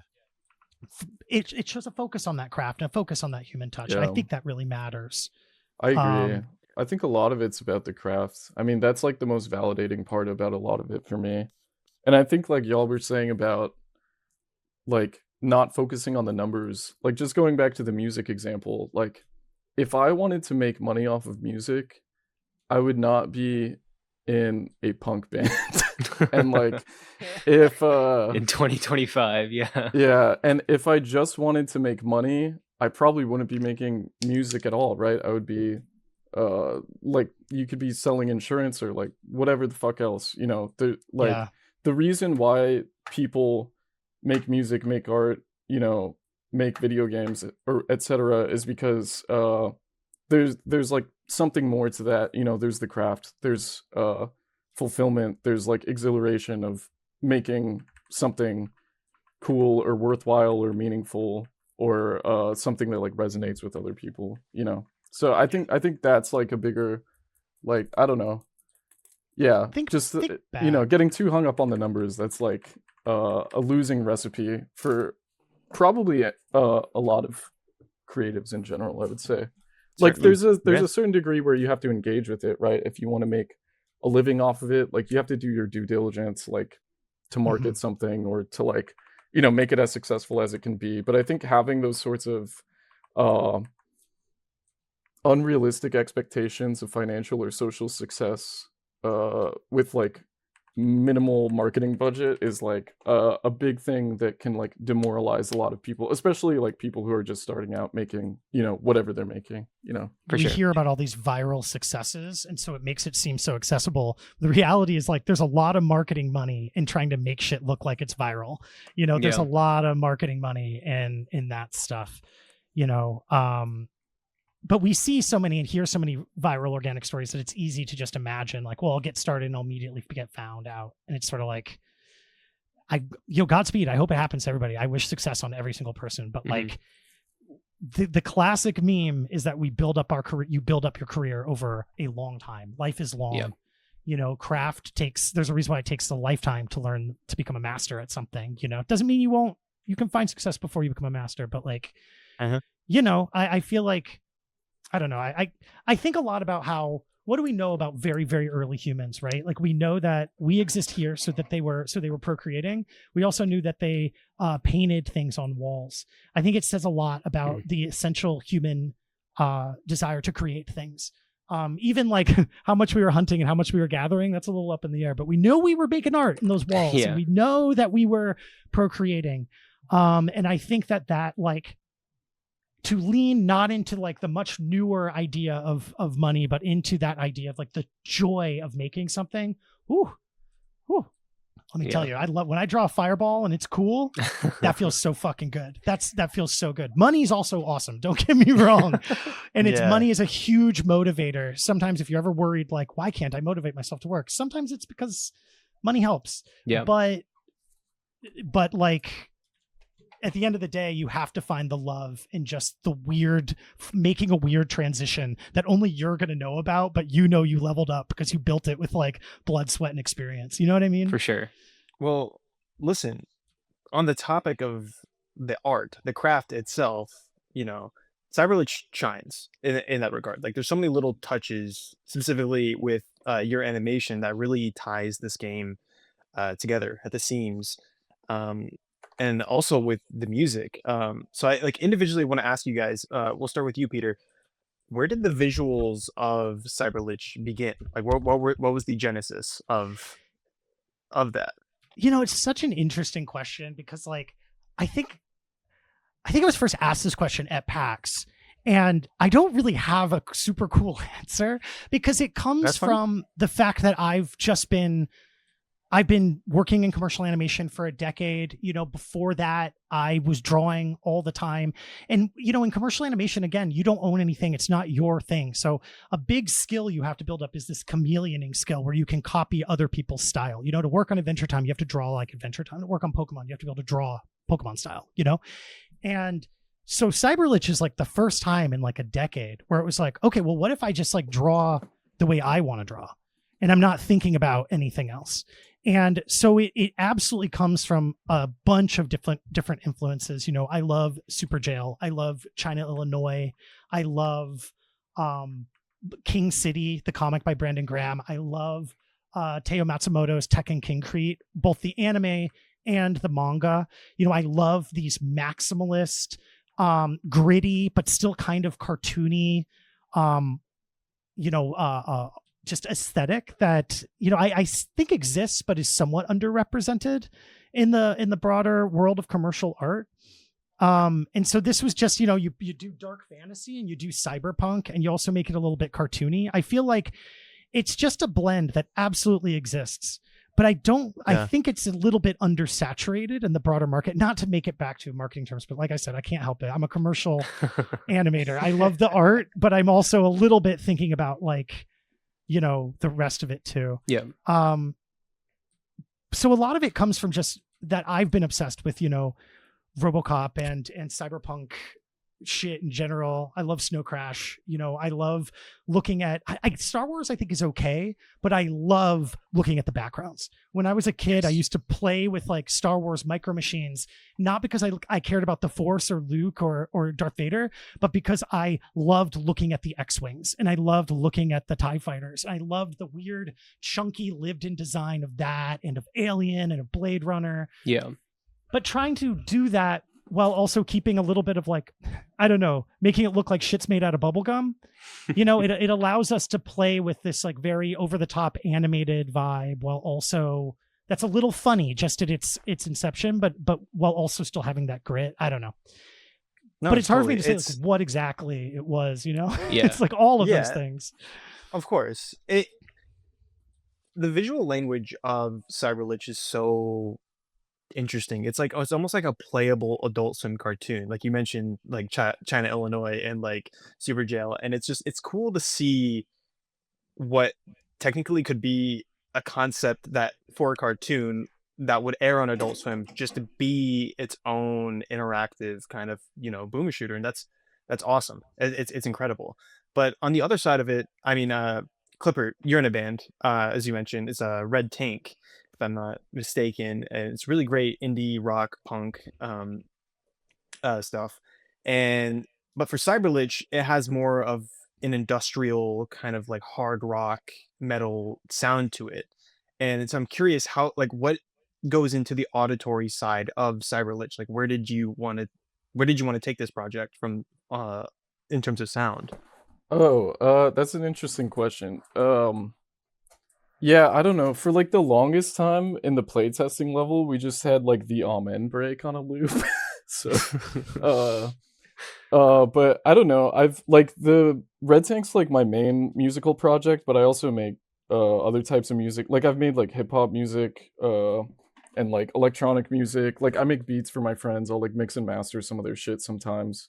Um, so like I don't know, with this, like inspiration wise, it was mostly drawing from like a lot of I don't know, like the big influence is Atari Teenage Riot, which I don't know if you guys know that band, but they're like a 90s digital hardcore band from Germany. They just like sample Slayer and put a bunch of break beats, and then they scream like uh anarcho like communist propaganda over the top and have like anime samples and shit. So it's just Yeah. like It's awesome. that's like they're like one of my favorite bands ever. They're fucking sick. And then like yeah, it's like a lot of breakbeat stuff, a lot of like hard electronic stuff, but also trying to keep it modern. Like there's some like glitchy like hyper pop elements and like modern Mhm. like breakcore type of stuff in there. And I think also like kind of like Peter and I have talked before about like there's basically three aesthetic pillars around Cyberlich that we try to like lean into. There's like the dark fantasy, there's like the cyberpunk, and there's like the 90s-y like corporate office culture kind of vibe. And then it's all fun and weird and goofy and a little like tongue in cheek. So I think like in regards to the music, like there's like glitchier electronic elements, and those are supposed to represent sort of like the more cyberpunk elements, and then like the thrashy guitars are supposed to be kind of like the dark fantasy element, right? And then there's like little Right. weird things where you get like a little message ping or whatever. Maybe that's the office thing or whatever. And I think in the actual game too, there's ideas to have more like weird, uncomfortable like elevator music type of stuff going on too for like the more officey vibe. But yeah, I mean the tracks in there are mostly that, and then what was I gonna say also? Yeah, I don't know. Just like also I would say like the Ultra Kill soundtrack is like pretty inspiring, and like, Hotline Miami and stuff like that, just in terms of like creating a very interesting um sort of like sonic environment that like represents the game as well, Yeah. So Yeah, for sure. Right. Real quick to cap off the art side, I'm curious how the music informs the art design and vice versa. Like, how collaborative are you guys on your own silos? We have a lot of uh conversation back and forth, I would say, about stuff, posting stuff in. I think I trust Clipper to make cool music. I think,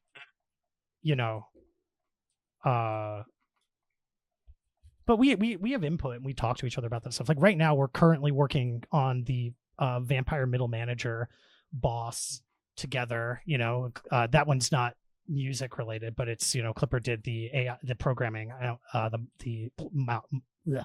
monster logic. Keep saying AI because that's in my head what it is, but it's like Yeah. that gives it the wrong impression. It's like it's a weird programmed- word these days. Yeah, it's a tough one. programmed Enemy logic. enemy logic. You know? Yeah. And so Mhm. then like once that was feeling good with dev art, now I'm like going in and adding animation, which then requires some timings to like this stuff. And so I don't know. It's like but that doesn't really answer your question about the music specifically. Yeah, I would say, I mean, most of the music we started adding like after there was already a visual identity established. So I don't think it's like I don't think it's probably 1-to-1, but there are other spots on the project where there's like a lot of collaboration and a lot of input and like having people fill in or give opinions on whatever relevant thing is being worked on, Cool. Nice. And we get together when we're filming like the voiceover and stuff. We hang out in like Clipper Studio and we kind of all do it together. So it's fast and snappy. I'm very much looking forward to the next time we add a bunch more voiceover to the game. Right now it's still pretty minimal, but no, that's always a really good time to hang out together in the studio and like just spitballing and ad-libbing a bunch of stuff. Yeah. Drink some Sapporos and scream stupid barbarian jokes into the mic, Yeah. So you guys are doing all the voice acting, and that's just going to be like, it's probably going to be that for the final game, because I know sometimes people do like stand-in stuff, but I thought that it was I liked the vocal performances in the demo. I did too. So. I was killing it. curious about that. Yeah, That's you. That's me, the barbarian, and then the glitchy lady in the intro. That's my wife. Oh, wow. That's awesome. I see. I would be very open to maybe getting professional voice work in, but I'll also say that there is a charm and it fits the like 90s office aesthetic to do like the anime dub thing where we just do all the voices, and that might include some voice delivery like, oh no, there's a bomb over there. We might get some of that. I wouldn't hate that. I'll be honest. That adds so much to it. You have no idea. Like I was just watching. Do you guys know the Tobey Maguire Spider-Man games? Yeah. Yes. Of course. Yes. Spider-Man Dude, 2, the movie, voice the acting? game, goated. Hell Yes. yeah. Oh, it's so good. The fucking voice acting is hilarious. It's so just not. They did not care at all. Like someone's in a car crash and she's like, "It hurts. Help." And it's like, that's the best thing. Tobey Maguire's just reading from a script. He's like no inflection in his voice at all, and it's like that's amazing. Love it. I mean, look, Resident Evil's Jill Sandwich, the master of unlocking, she takes this lockpick. Like that shit, that's harder to do, I think. That should be an Oscar unto itself. Like that shit is valuable and important. I don't know. So I think it's a bridge we'll cross, but right now I'm kind of feeling the idea. I like it. I think it definitely works. I think like we don't know what the full VO pipeline is going to look like, to be honest. I mean, there's people who have like sent us stuff and asked us about maybe doing voices on it, but it's just kind of like up in the air right now. But fair enough. But yeah, I think my barbarian voice, I think, is working, and I think like the robot voice at the beginning is working, and those are kind of the only main spots that we've had a need for VO just so far. So yeah, it's all text, so it's we've talked about how it'd be cool to add more, but I think we've gone back and forth along that because it's a lot. It'd be a lot of work. Oh yeah, like there to was VO one every week where line, we were like fully voiced. We should do this. But yeah, I think it'd be cool to do that. Yeah. But it's obviously a matter of like resources and time and stuff like that. I can definitely hear the barbarian now that you mentioned that it's you. Like I was like, oh yeah, that kind of makes sense now thinking back on it, but I would not have been able to tell just off rip. And also the like devs doing VO thing reminds me, I don't know if you guys were following Lies of P before it released, but there was this like viral clip of the donkey or something, and it was a dev that was voicing it over, and it's like a dark fantasy, like Dark Souls-esque game. And you see him on the bridge, and he's like, "You cunning rascal, I'll get you." It's like, what the fuck? Leave it in. Leave it in. I what are wish you doing? when I saw him in the actual game and he didn't sound like that, I was so disappointed. But I was like, I kind of get it. But for your guys' thing, like, it's just so goofy and so like silly over the top. I love it. I think it's great. I had a question on actually dev cycles and scope creep, because I think that's something that I've started noticing a lot with indie games, because a lot of people talk about how AAA dev cycles are getting like a lot longer, but I've noticed indie dev cycles, especially for games that have already had like a successful run at it, and even not, like they're getting really long. Radio the Universe is taking like 10 years, Little Devil Inside's taking 10 years, Hollow Knight, Silksong, Earthblade got canceled during its wait, Deltarune, Katana Zero DLC. Like there's so many of these. How do you think that you can address scope creep during the course of development? Obviously, like you guys are in a in maybe like slightly the earlier stages, you've got some stuff going on, but I feel like this maybe starts developing later on.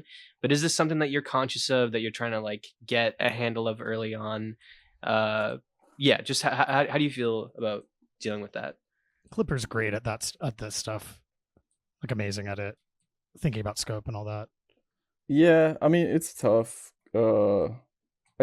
It's hard because I think the project has also changed quite a bit over the past year and a half or whatever that we've been working on this. Because like it obviously changes from like, hey, let's make Doom in a month to like, okay, we have something playable that has its own identity. What do we need to fashion it into like an actual public demo?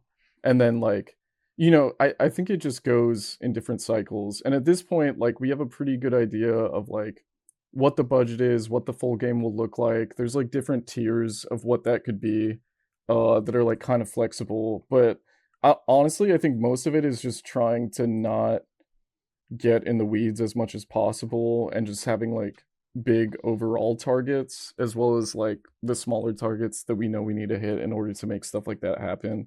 But it's like, any game is like a big complex web of systems composed of like interlocking smaller systems. And as you all know, like there's a shitty butterfly effect that happens where if you kick one part, like a million other things can topple over. And it feels like you're building on a house of cards sometimes. So I think just trying to evaluate things through like, relative levels of priorities, what we need to hit, this certain point or stuff like that. Like, with like packs, we're like, okay, we need a packs build. What are we going to have for that? What do we need to do to make that happen? With Play NYC, it's like the same thing. So we just sort of like build our like sprints around that as much as possible. As far as like long term, I don't know. Like, yeah, fair enough.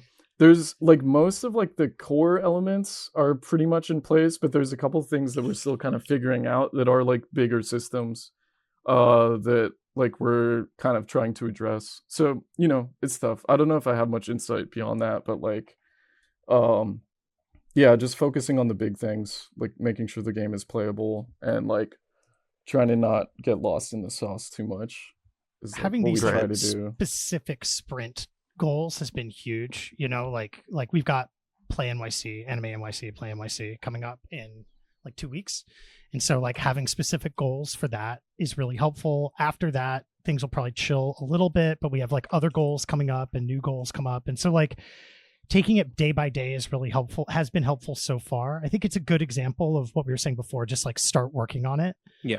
Find little sprints.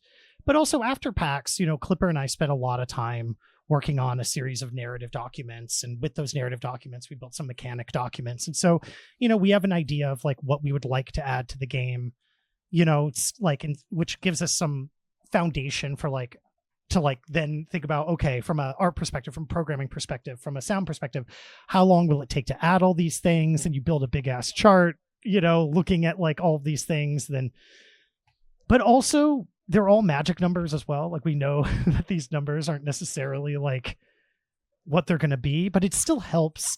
It still helps to have some kind of like idea. Like, okay, so if an enemy takes, 15 days to animate, 15 work days to animate, like how many enemies can we really put in this game? Right. Now that we know how long that's going to take, like, even if those numbers end up being like, oh, it actually, as I got faster, it turned into 10 days, or it actually turned into 20 days. Like, I don't know. It's just having some number to look at rather than vibing out, especially when you're working with a whole team, is so, so valuable.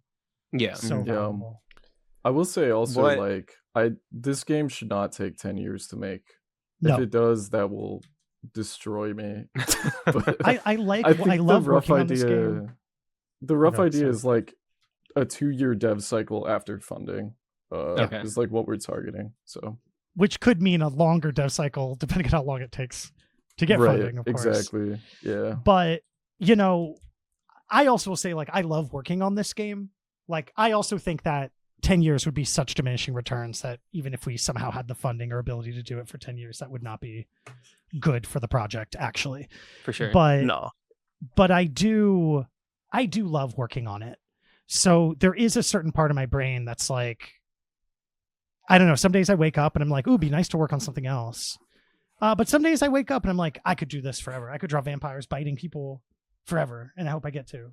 So it's an interesting thing there too. Yeah, I think it's been interesting with like the progress of indie games. Just there's so much more I guess creative expression and people like finally getting a chance to do all these things that you maybe couldn't do back in the day. But I will say that one thing that I've always been like a little bit hesitant about is that editing down is a really like difficult thing for a lot of people to do, especially when they have like full creative control. Yeah. And I feel like that's part of it, where it's like, well, you have all these ideas on the board. Ideally, your game, like this perfect version of this game, includes all of these things.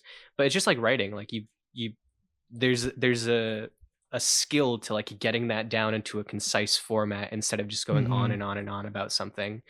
And that's been something that I've noticed a little bit. So I like the idea of like not only structuring it really well, but knowing that you have like a tighter dev cycle, and knowing that like even before funding, kind of what timeline you want to have with that, I think is being ahead of the curve to a point. Having a little flexibility is good too. Yeah. It's tricky though also, because like editing down is super hard. You're not wrong about that. But it's also really important to also like have high standards and set it's just like, it's really hard. You have to do both things. Like, it's not hard to imagine a world where like you set your expectations very, very reasonably, and then the game comes out and people aren't that excited about it because there isn't that much to it. But then it's also that's not the classic problem, though. I guess we can all acknowledge the classic problem is that you overbuild and overdo it. It's just hard. You have to do both things at the same time, you know? Yeah. Like the energy and passion has to be visible, but also you have to not overscope. It's a real hard thing to do. Yeah, it really is. I think fundamentally, like, regardless of anything, I just want the game to exist. And like, so true. If we keep a tight dev cycle, or relatively tight, like with a lean team, like I think in my mind there's like better chances for that to come out and for the game to actually exist. And then, you know, we could work on other games together, or we can make CYBRLICH 2 or like whatever, you know. But I think I don't know, just like, it's kind of like you were saying, the like indies do have an advantage over like triple or quadruple A or whatever, who have these big bloated timelines and development schedules and like huge technical pipelines, when like the most played games on the planet are like Minecraft and Roblox. So it's like the market is heading in like a different direction than like the industry is, and like that's another conversation. But yeah, the problem with that is that you know, there's just this huge influence of like tech and fucking you know, private equity, and they fundamentally don't care if a game makes money or not, because regardless of if it does or doesn't, like they're just going to lay people off and roll it off into a tax write-off anyway. But I'm getting sidetracked. I think the advantage is it's a big part of the game, though. Oh, trust me, that's the next question, actually. But yeah, like you were saying, I think the advantage is like, you know, making more expressive games, more stylized games, doing more with less, like being scrappy with it, you know, making shit happen in a world that is averse to wanting you to exist, I think is like, you know, a big motivating impulse behind it. So yeah. I think that's a really great place to anchor it with. We were on the topic of meeting goals and I guess automation within your own game, and how to accomplish it, how to accomplish other things. And so obviously the big elephant in the room right now, not even just in video games, but in tech in general, is AI. So in our interview, we had we were talking about, well, you were talking about this kind of like AI art department thing that I hope makes it into the game. But obviously there's like, with the huge anti-capitalist undertones, and as more time passes on, AI is just getting bigger and bigger. But I'm curious about what you guys think of AI in the indie circle specifically. Now, me personally, I'm very staunchly against AI in creative spaces in general. I think it does have a place in like some instances. It can be a huge tool for other people, but when it comes to anything creative related at all, I'm just kind of more of a staunch no in that regard. So Peter, I'm curious, AI in indie development, yes or no? Well, staunchly no, I will say, like, broadly speaking, but the reason I even had is because I don't know anything about programming. I don't know anything about that. And I don't want to, like, so I don't know. I feel like some people in programming use it in a way that I personally, I think AI is kind of gross in general, but I don't know enough to, like, say there. In terms of art, I do very strongly believe in the idea that, like, the craft will save you. I think it's so important to learn how to actually, like, draw. That fundamental idea of drawing, figuring out how to draw is so core to the experience of art. I liken it to, like, trying to be a physicist without learning some math or something. I think it's like a core human skill. And I think that it is super valuable. So I will say that I know, like, you could do some 3D art and stuff without knowing how to draw. I think 3D art would also be better if more people knew how to draw in that place, though. Learned how to, like, build that up, So generally in art, I think no, big no. No, totally. Like me specifically with YouTube, like I've clicked on a few YouTube videos where I'm, like, watching it and I'm like, this guy's voice is a little strange. Yeah. Said that word a little differently, and then it just clicks. I'm like, oh my god, I've been listening to an AI the entire time. Yeah. And it's at a point where, like, me specifically, if you don't know how to write, if you don't know how to video edit, if you don't know how to voice things over, and if you don't know how to put something on YouTube like that, maybe you're just not meant to, make stuff on YouTube. And that's okay. It's okay to not do that. And it's okay to not know how to draw. And it's okay to not insert yourself into these creative fields if you don't know how to do it.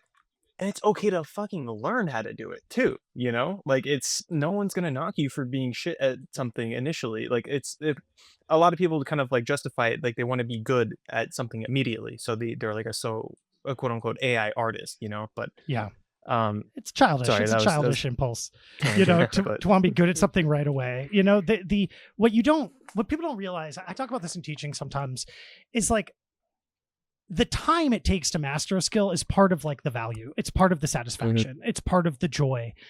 I think, like, if I could have just immediately been good at drawing, would I have kept doing it? Or is part of it the challenge and the getting better at it? Have y'all ever play a video game and, like, you turn on cheats when you're a kid? You turn on cheats when you're, like, a kid, like, right away, and then you're wondering, like, oh, why is this game not that good? It's, like, not that satisfying when I'm playing Warcraft and I give myself infinite money and map hacks and shit. And it's like, well, yeah, it's not that satisfying because, like, part of the thing is about leveling up and getting stronger and doing that. And, like, guess what? You could do that in real life. You just have to have some patience and pick a craft, Yeah. I think, like, also some of this stuff, recording voiceover isn't that hard to do.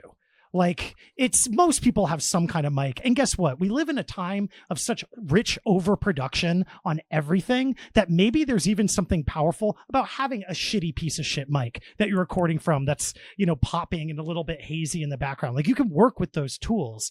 That's, like, a cool limitation to be able to work around in a time when everybody is using awesome mics and has amazing cameras and stuff like that. Look at how much the old, like, digital camcorders from, like, the Y2K era are making a comeback now, just because, like, there's something so aesthetic about that vibe. Well, guess what? Yeah. You can have it too by recording on your shitty PlayStation mic.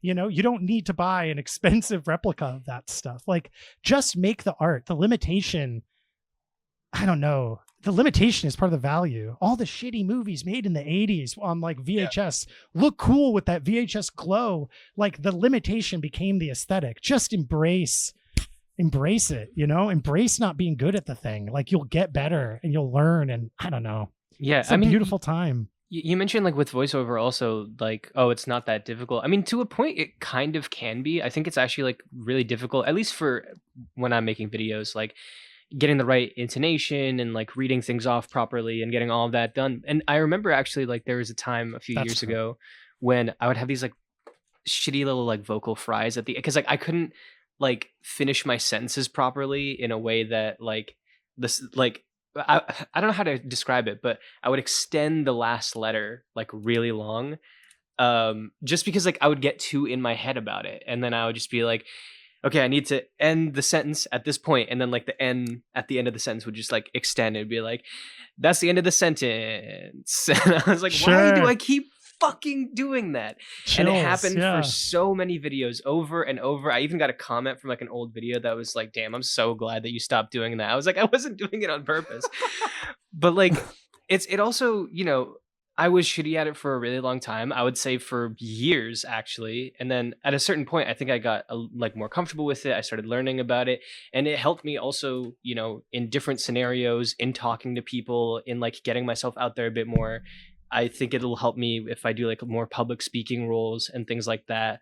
Like those are all really beneficial things to have. And if you're embarrassed by your voice, or you don't like, you aren't sounding the way that you want to initially, like the only way you're going to be able to overcome that is if you keep doing it over and over, and then you are bad at it for a while, and then you will get good at it. So even something as simple as like recordings, like audio, yeah, it does suck that people have to like turn to AI for that, even though I again, I understand the impulse. And a weird like kind of side effect of it also is that like in videos where I don't have my face, especially on my second channel, people will be like, nice AI voice, dude. I'm like, it's my fucking voice. That's what the funny. hell? I hate that. Mhm. One guy was like, if you're gonna do an AI voice, don't pick a dorky 20-year-old. I was like, Dude, I am. That's what I am, damn. man. What the Fucking fuck? got oh him. my God. That's actually Fucking bodied. that's part of like I've had like nightmares about that somebody would like think that the amount of effort and time and energy I put into the animation for CYBRLICH. I've had like nightmares before that somebody would go like, well, a human wouldn't put that much effort in, so therefore it must be AI or something like that. You know, like when you fire the gun, it has there's six Crazy. random different like smoke patterns that can happen that all have like satanic imagery on them. And it's like, I could imagine somebody going, well, like no person would do that. And that makes me sad. Also, I'm getting frustrated about a person who doesn't exist, just to be clear. Like I know Yeah. that, but it's still like is an anxiety of like, you know, for me, like the joy of putting all this juice in is very real. And to have that kind of be trivialized and, you know, I don't know. I do think and hope that we move to an era where like the handcraft is going to become so much more valuable and obvious. You know, I tell my students like now is the time to get a little folky with it. You know, I feel for people who spent all this time learning the technical skill of drawing anime girls really well. It's like very technical type of drawing and art to do like really good anime. But then like that was the first thing that AI co-opted in the animation space. You know what I mean? So it's like, it's kind of like a brutal thing to have been focusing on because it was the smart thing to be focusing on forever. And now it's kind of like, it might be good to get good at drawing stick figures really well, drawing your dogs a little goofy, Yeah. you know? What if CYBRLICH was in the style of Studio Ghibli? Right. God. Oh my God, dude, Sam Altman's fucking Twitter X profile, whatever the hell it is just him as a Studio Ghibli person, and it pisses me off because like Yeah, obviously it's gross. like obviously I don't expect him to hate AI. He made the damn thing that made the Studio Ghibli bullshit. But every time I see it, I'm like, dude, come on. Like, You know, so annoying. They're all just such losers. I think that's the core ultimately. Yeah, with that's the this big stuff. problem. We have to stop giving cultural clout to people who haven't earned it. Like if you're my friend's friend's friend, I need to stop just giving a pass to you if you work in some shitty industry in New York. That might be finance, it might be something else. I'm not saying I'm going to be mean to you right away, but it's like you kind of got to earn it a little bit. You don't get to just come into like the cool art space and like get that and then go home and work on some like program that trivializes art shit. You know, I feel like I think about somebody like Elon Musk, and I think about how like, you know, he would love to be seen as a savior, but he'll take being seen as a cool supervillain. What he doesn't want to be called is a loser that fumbled his goth girlfriend. You know what I mean? And I think like that's why it's so important to just be real about that. About like that is what who Elon Musk is. You know, I think so. Like AI overall is like a pretty complex topic, but from like my perspective, I think in indie spaces, certainly not for like art or music or VO or anything like that. I think that should be kept like pretty far away. In programming, like I don't know, like I have used it on occasion, usually for like pretty niche stuff. Like they've rolled out HLSL nodes in like PCG for Unreal, and so like I had to use part of it for my job and stuff like that. I don't love that for me. I actually hate that for me. But like it's like a weird case where like that is like probably one of the better resources where there's not a lot of like actual documentation or things like that.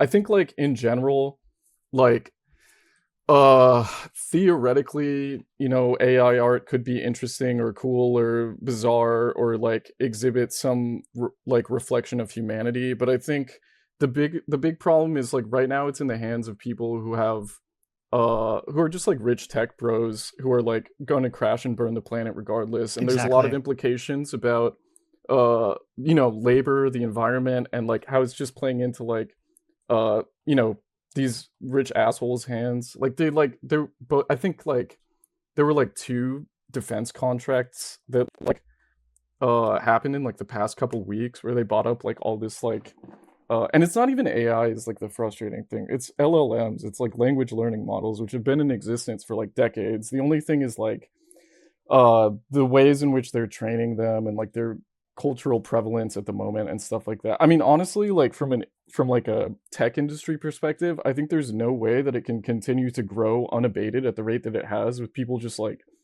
having millions and billions of dollars shoveled into it, building like nuclear power plants to power it. I feel like that's just like that shit's gonna have to burst at some point, like hopefully sooner rather than later. But yeah, I don't know. It's yeah, I don't know. I mean, I could go on and on about it, but yeah, that's like a relatively condensed take on it, I guess. Yeah, I think like if you're just somebody who wants to make a meme real quick, like a shitpost meme or something, like I still think there's value to going in Photoshop and doing shitty crops and drawing your shitty drawings and learning how to do it. I still think that's better. But also at the same time, I understand the trash idea and the slop idea, like low effort, you know, meme stuff is like, there's something to it. Like, I understand it. I'm not ignorant to that. And like, I don't have that much heat there. My bigger issue is, and I think a lot of energy gets wasted on conversations about that, when the real problem is actually the number of, you know, executives like rubbing their hands together, stoked to get like rid of the entire art class. Because to lay off fucking everyone. Yeah, it's all gotten too expensive to make. But the reason shit's too expensive to make is because of middlemen that get stuck in. You know, you see, like I fucking did a project, and I'm not going to name names or anything, but I did a project where I was contracted to do a big ad for a cool nonprofit. And I got contacted by a company that told another that, okay, so the ad, they hired a studio saying, can you do a 2D ad? And the studio said, yes. They took 30% of the budget and they hired another studio because they can't actually do a 2D ad. And they hired that other studio who said, yes, we can do it. They took a 30% cut of the remaining budget.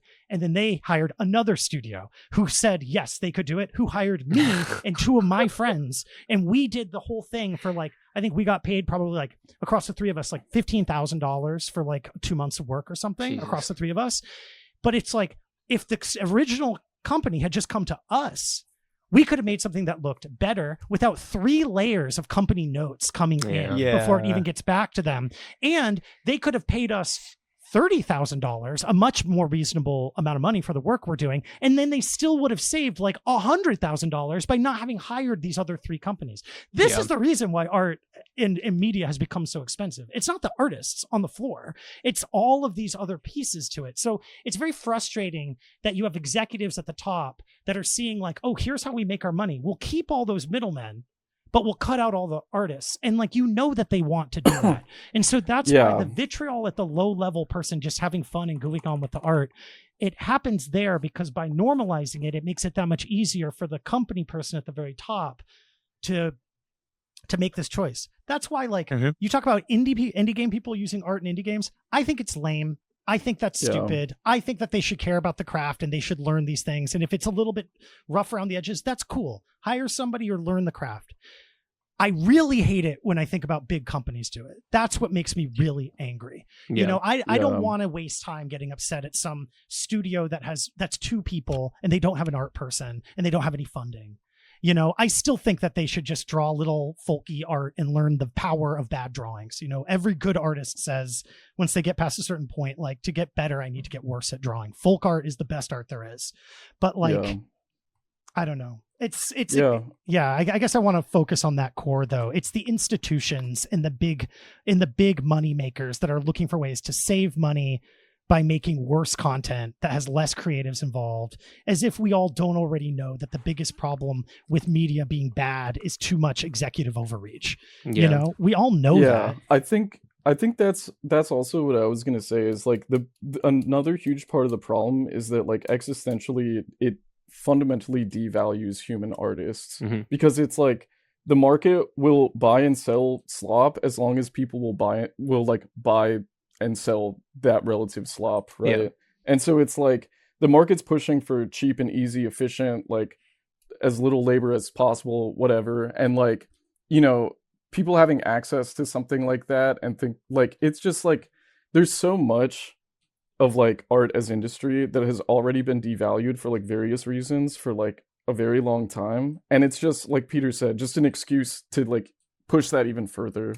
And like I think that's like a really tragic part of it overall. It's so interesting. I've had I don't know if you've had this, Landon, but people have reached out to me for sponsorships that are literally AI content creation, and it's like you should do a spot in the video that is telling people that they can like use this tool and it can help make videos for them using AI. And I'm like, why would I do that in my video made by me without using these tools? Like, why would I be like, hey, you could be just like me if you just used like what the dissonance there is like so insane. And there's like, you know, coming from kind of a tech background outside of YouTube, like my degree was in computer engineering. There's elements of it where I don't care necessarily with AI. There's like certain elements of it where like you could say procedural generation has built like really interesting, you know, artistic endeavors that also aren't, I think, disrespecting handcrafted material and like human art and stuff like that. Oh sure, yeah. And for sure. also it's like, you know, technically there's AI in the sense that like I'll be programming something and then it'll have like this pop-up of like predictive text and then I'll like enter that, and it's like, yeah, I don't give a shit about that, that's fine, whatever. But yeah, it's definitely when it starts like devaluing humans and what they're making and things like that, where you're right. It's also a lot easier to be in an AI field where it's like, hey, we're gonna be doing some like crypto stuff, and people will be using this AI to trade that stuff. I'm like, I don't really care, but like it sucks. But it's like, you know, if you want to do that, I don't feel like you're also like disrespecting art in that sense. And it's like, if you want to go fucking make money on trades, like I don't care. Who cares? Yeah, I'm already gonna think you're a loser. Yeah, exactly. To be honest, like I don't know. I used to go to like these punk shows, and there would sometimes be like interns from Goldman Sachs there. This was like a decade ago, and I would always be like, why the fuck are you here? What are you doing? This idea of like, well, no, I work at Goldman Sachs, but I'm actually cool as fuck. It's like, no, dude, no, you're not. Great. Fuck off. Get out of here. Yeah. Like, I don't know. To a point, I also get like it's also just a job. Like some of what my job is doing is like finance related, and I'm like, I don't fucking care. I would never do this stuff, but I also like the stuff that I'm doing and like working on is like not going to get in the way of anything that I think is like creative or like downplays human things. And I'm just like, sure, let these fucking tech bros play with whatever the hell they want. But yeah, there's definitely an element to it where it just like starts feeling also disrespectful to reach out to somebody who's making art and be like, hey, we think you'd be really great at this and that and whatever. And it's like, well, you're also training that using me and then not crediting me and then just 100%. Like doing it's just a bunch of bullshit, honestly. And I like that the game tackles it in kind of a head-on way, because it is, like you mentioned, like it's a complicated topic, but in some instances it's not a complicated topic. It's like, yeah, this shit sucks. Oh, for sure. Right? No, I just mean if we talk about it, we have to spend 8,000 words. Yeah, exactly. Yeah, for sure. But in general, yeah, it sucks. It's like that's not super complicated. Yeah. I will say the only acceptable use of it I've seen for making videos is this series called Countries as Animals. Have you guys seen this? No. I don't know what you're talking about now. It's just these like weird like AI generated videos of like I have seen it's this. like a buff wolf walking towards the camera, and it'll just say Switzerland at the bottom, and then it'll have like this, I don't know, like this shit is so fucking stupid. It's so entertaining. And like, yeah, I mean, it sucks. I'm making a joke, obviously. What the fuck is the name of the thing? Have you guys seen the meme? It's like the Tiggy Skibbles, and he goes, "Humans ain't real, brother." That's a ruse created No, by the I don't know model. what the fuck you're talking about. You have a stroke? I mean, What the fuck? No, okay. It's What's he saying? an AI generated like docu-series of aliens talking about humans and like how like they like existed forever ago. And it's at this weird like moment where it's like it's not AI voiced, but like the visuals are AI and they're really fucking freaky looking, and it kind of adds to it in a sense. It's like I'm both like, equally repulsed but also interested, and what sucks is that it's funny. So I'm like kind of like half invested into it. I get forget it. the fucking guy's name, but I low I'm key sure if you look up like Tiggy Skibbles, Tiggy Talk, you'll find it. I low key Not like Tiggy Italian talk, brain bro. rot. So like I get it. You know, Yeah. I was at the it was just my nephew's birthday, so I was at a toy store. And it's like one of the I am sad that Toys R Us doesn't exist anymore. But one of the funny things about it is like all these small stores exist now, and they had literally Skibbity Toilet and Italian brain rot toys at the toy store, and it was awesome. And I bought some, and I know what I'm giving my friends for their birthday this year. Tung, Yeah. tung, tung, That's tung, awesome. Sakor, whatever. his Yeah, name like who's is. your favorite? Who's your favorite one? Do you know? I like the shark with the shoes. I forget his name. What is it? Tralalero Tralala. Yeah. I don't know any of these references. I What's like happening? Crocodilo You don't? Bombadero. No, I know Skibbity That's Toilet. such a That's good about name. it. Yeah. Skibbity Toilet's tight too, though. That's valuable. You know, that's That good is shit. valuable. That's good knowledge to have. I That's think. good knowledge to have too. I mean, it is. Dude, It's Gmod, right? Like I liked it's when the the slop source came from engine. Gmod, yeah, and not when the slop came from AI. I think like something is And lost there. You know, the fact that these kids are growing up watching source engine animations and not understanding that this shit comes from Half-Life is like crazy to me. that's how our 3D person, that's how our 3D and level design person learned how to do animation and shit. Oh was wow. from Gmod. Yeah, it's videos and awesome. stuff. That shit, I loved fucking around in Gmod when I was a kid. It was amazing. Yeah, TF2 best game. Yeah. Yes. Cool. Well, that pretty much does it. But Asad, you have, I know you want to put a cherry on top of this conversation. You wanna... Yeah. Well, I want to talk about what we've been playing just to wrap this up. But really quick with CYBRLICH. First of all, we're gonna put the stuff at the beginning in some form, anyways. But just shout out the stuff that you need to, and also just curious, like, how would you describe like a successful launch for this game? Like what's your, we talked about it a little bit before where it's like it shouldn't be financially motivated or anything, but I was curious to know what you guys would view as like a successful end of the road for this. That's a good question. Clipper, do you have an idea? There's a lot of answers to it. I think fundamentally just for the game to exist. And then beyond that, for the game to exist and be good. And then beyond that, for the game to exist and be good and everyone love it. And, hopefully have, some sort of financial return would be nice. I think that's, I don't know. Yeah. Clear, simple. Yeah, that's fine. Yeah, that works. I think that's pretty true. I mean, I'll say this. I'd like for the game to be successful enough that it's easier for us to make our second game. That would be a really cool metric. I would love to, have this game, let me make the next game without dipping into savings as much and to be able to get funding faster for the next game. But for sure, having a publisher be cool, but also doing it self-funded through early access and Kickstarter would be cool too. Like there's a lot of roads to success, I think, Yeah. But So I hope people Kickstarter, resonate with it, For sure. Kickstarter, you guys have a pre-save, correct? Yeah. Yeah. We have a pre-save, and it would be amazing if people would go and wishlist that. It really helps us out right now. Or it's not even wishlist. Just say, I think you have to sign in and say you're interested in it. You don't have to give it any money or anything. Yeah. It really helps us out with like metrics and stuff for when we do launch that stuff. Joining our Discord is also super helpful. That's like a way to also get, art updates and other updates. and to like learn more about the game and hear more about like events that we're going to be at. Also, if you're interested in playtesting, demo, or getting access to those, like we'll be doing that kind of shit on our Discord first.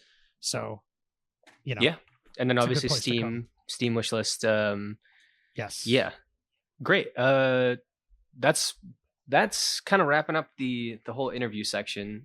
Just to wrap up the rest of the episode, I'm curious, are you guys playing anything right now? Are you kind of head down making this thing? You guys got any time off to actually play video games anymore? Maybe Peter, I don't know if you're playing anything. Right now, it's I really like Helldivers 2 and I really like Space Marine Hell 2. Yeah. Those are kind of comfort games for me. I can play them with my friends, and they're kind of like challenge and skill based with a lot of like cool stuff that happens in them. It's not generally the type of games I would say are like my favorite games, the games I like to play, but I don't have a lot of time these days, so like it's nice to have something I can play with friends that still feels super gamey. So that's kind of where I've been at mostly, because I really don't play that many games right now just because doing art for this stuff is so time intensive, but it's also so much joy. It brings me so much joy too. So yeah. I don't know. Cool. Clipper, you got anything you're playing? I play a little bit of Marvel Rivals and Halo Infinite, and then like a week or so ago, I was playing a bit of a Teen Titans beat 'em up for the PS2. Okay. And then like I don't know, like last month or the month before, I played a little bit of Mega Man Legends and Mega Man X8. Okay, yeah. Nice. So really, like you said, diving into that retro stuff. We're very anti Halo Infinite on this podcast, or at least I am. No, Like, we're not. it's No, we're not. not. You're okay on it. I'll speak for both of us. We hate that game. This is an anti Halo Infinite podcast. That game, unfortunately, that's a good game. That is not a good supported game. I'll say it is not the best Halo game, but it is the most recent Halo game. You can't deny that. Dude, the gameplay is It like is a superb. game that exists in Halo. All right. I think. I mean, like I like the older ones better for like the story mode and stuff. Oh, Obviously, 100%. Halo 2. Don't even get me started. Like, dude, you good know shit. what's crazy is that Halo Infinite, the story mode is still $60, which is insane. Evil. Jesus. And I think Evil. Jesus, it's because it's not even they fucking want good. people to, and yeah, it's like 4 hours. I Oh don't my know. God. Like, I think it's just because they want people to get Game Pass and like play it on there. Yeah. But like, I don't know. It's still annoying. But Yeah. Did they ever add the co-op, or did they drop that? No, any support for not only the story but multiplayer, they're just like, we're not doing this. Insane. It sucks because they had like such a good like start. Even though the story was like a little shit, it was at least like, okay, you have something here and you can like expand it. And they were gonna do like story expansions, like episodes. It would have been so sick to see the Arbiter return or something like that. That would have been awesome. But then they just like, oh, here's like a little like, cock tease at the end, and then you're done. And then we just decided not to support it anymore or add co-op at all. And by the way, the multiplayer front, yeah, just play the game, guys. Like, it's just so crazy. wrong Like, with it? dude, the last 10 years of Halo, and the only thing they have to show for it is a fucking grapple hook. Like, Dude. It's- unbelievable. Dude, it's really unfortunate. And just like I like that franchise, it's done. Like they're gonna keep going with it. I know they're doing like a Halo Combat Evolved remake, which that's interesting. they're making it in Unreal, which is weird. Are they? Yeah. I don't know. Oh yeah, they Yeah. did switch to Unreal. Yeah. Jesus. It's like, don't worry, guys. We're not 343 Studios, literally the villain of the Halo franchise. We are Halo Studios now. So Studios. Yeah. it's completely Things are different. gonna be Just, different. Yeah.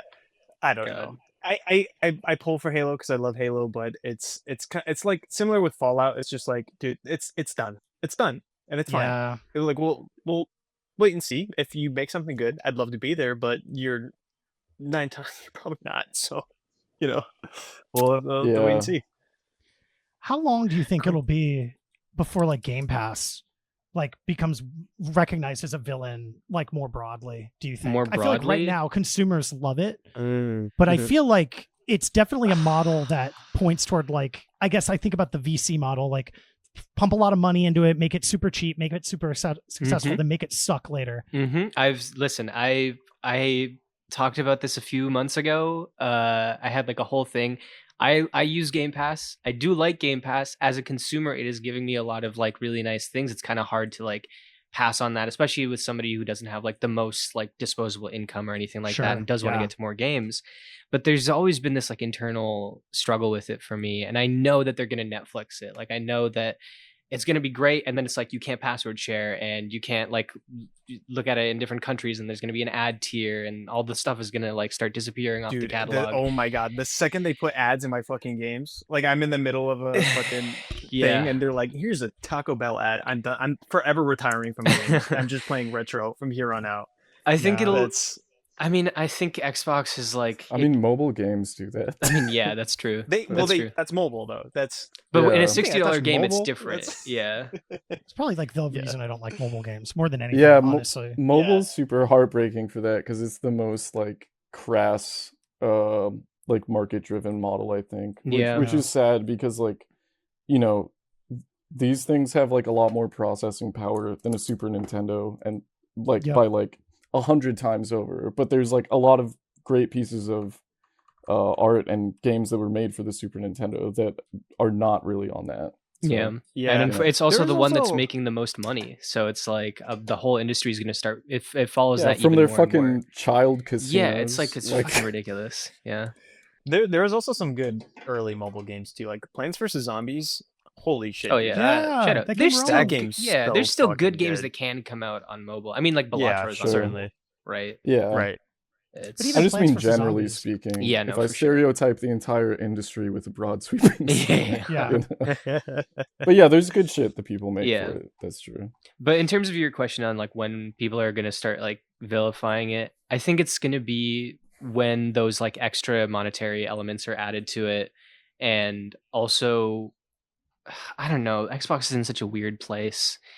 They keep canceling shit.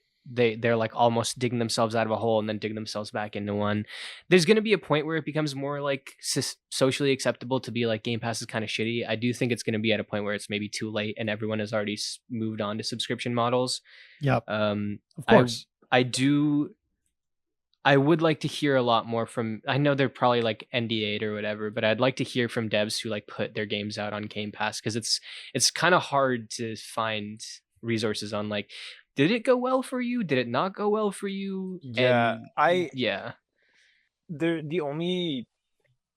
So, for example, Pentiment, the Obsidian, love that game. One of the best games. Dude, that game is so fucking good. It's amazing. That game was made intentionally for Game Pass. They knew like they had like, because when they were in cahoots, what they initially started talking to Microsoft was like, okay, yeah, we would love to have smaller games for Game Pass that people can just kind of try out on a whim.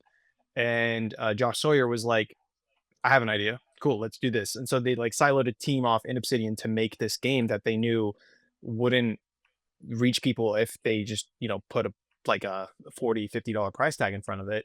That they knew that there's going to be people to check it out, like it or not like it, and then just leave or stay. And that's the entire that's how Pentiment was developed, with that in mind. And that game is wonderful. It's really good. And I think Game Pass opens up a lot of those types of games to be made, but it sucks because there's so much that like people's time. There's only so much time you can have with people too. So it's just like there's only so many games that people want to play as well.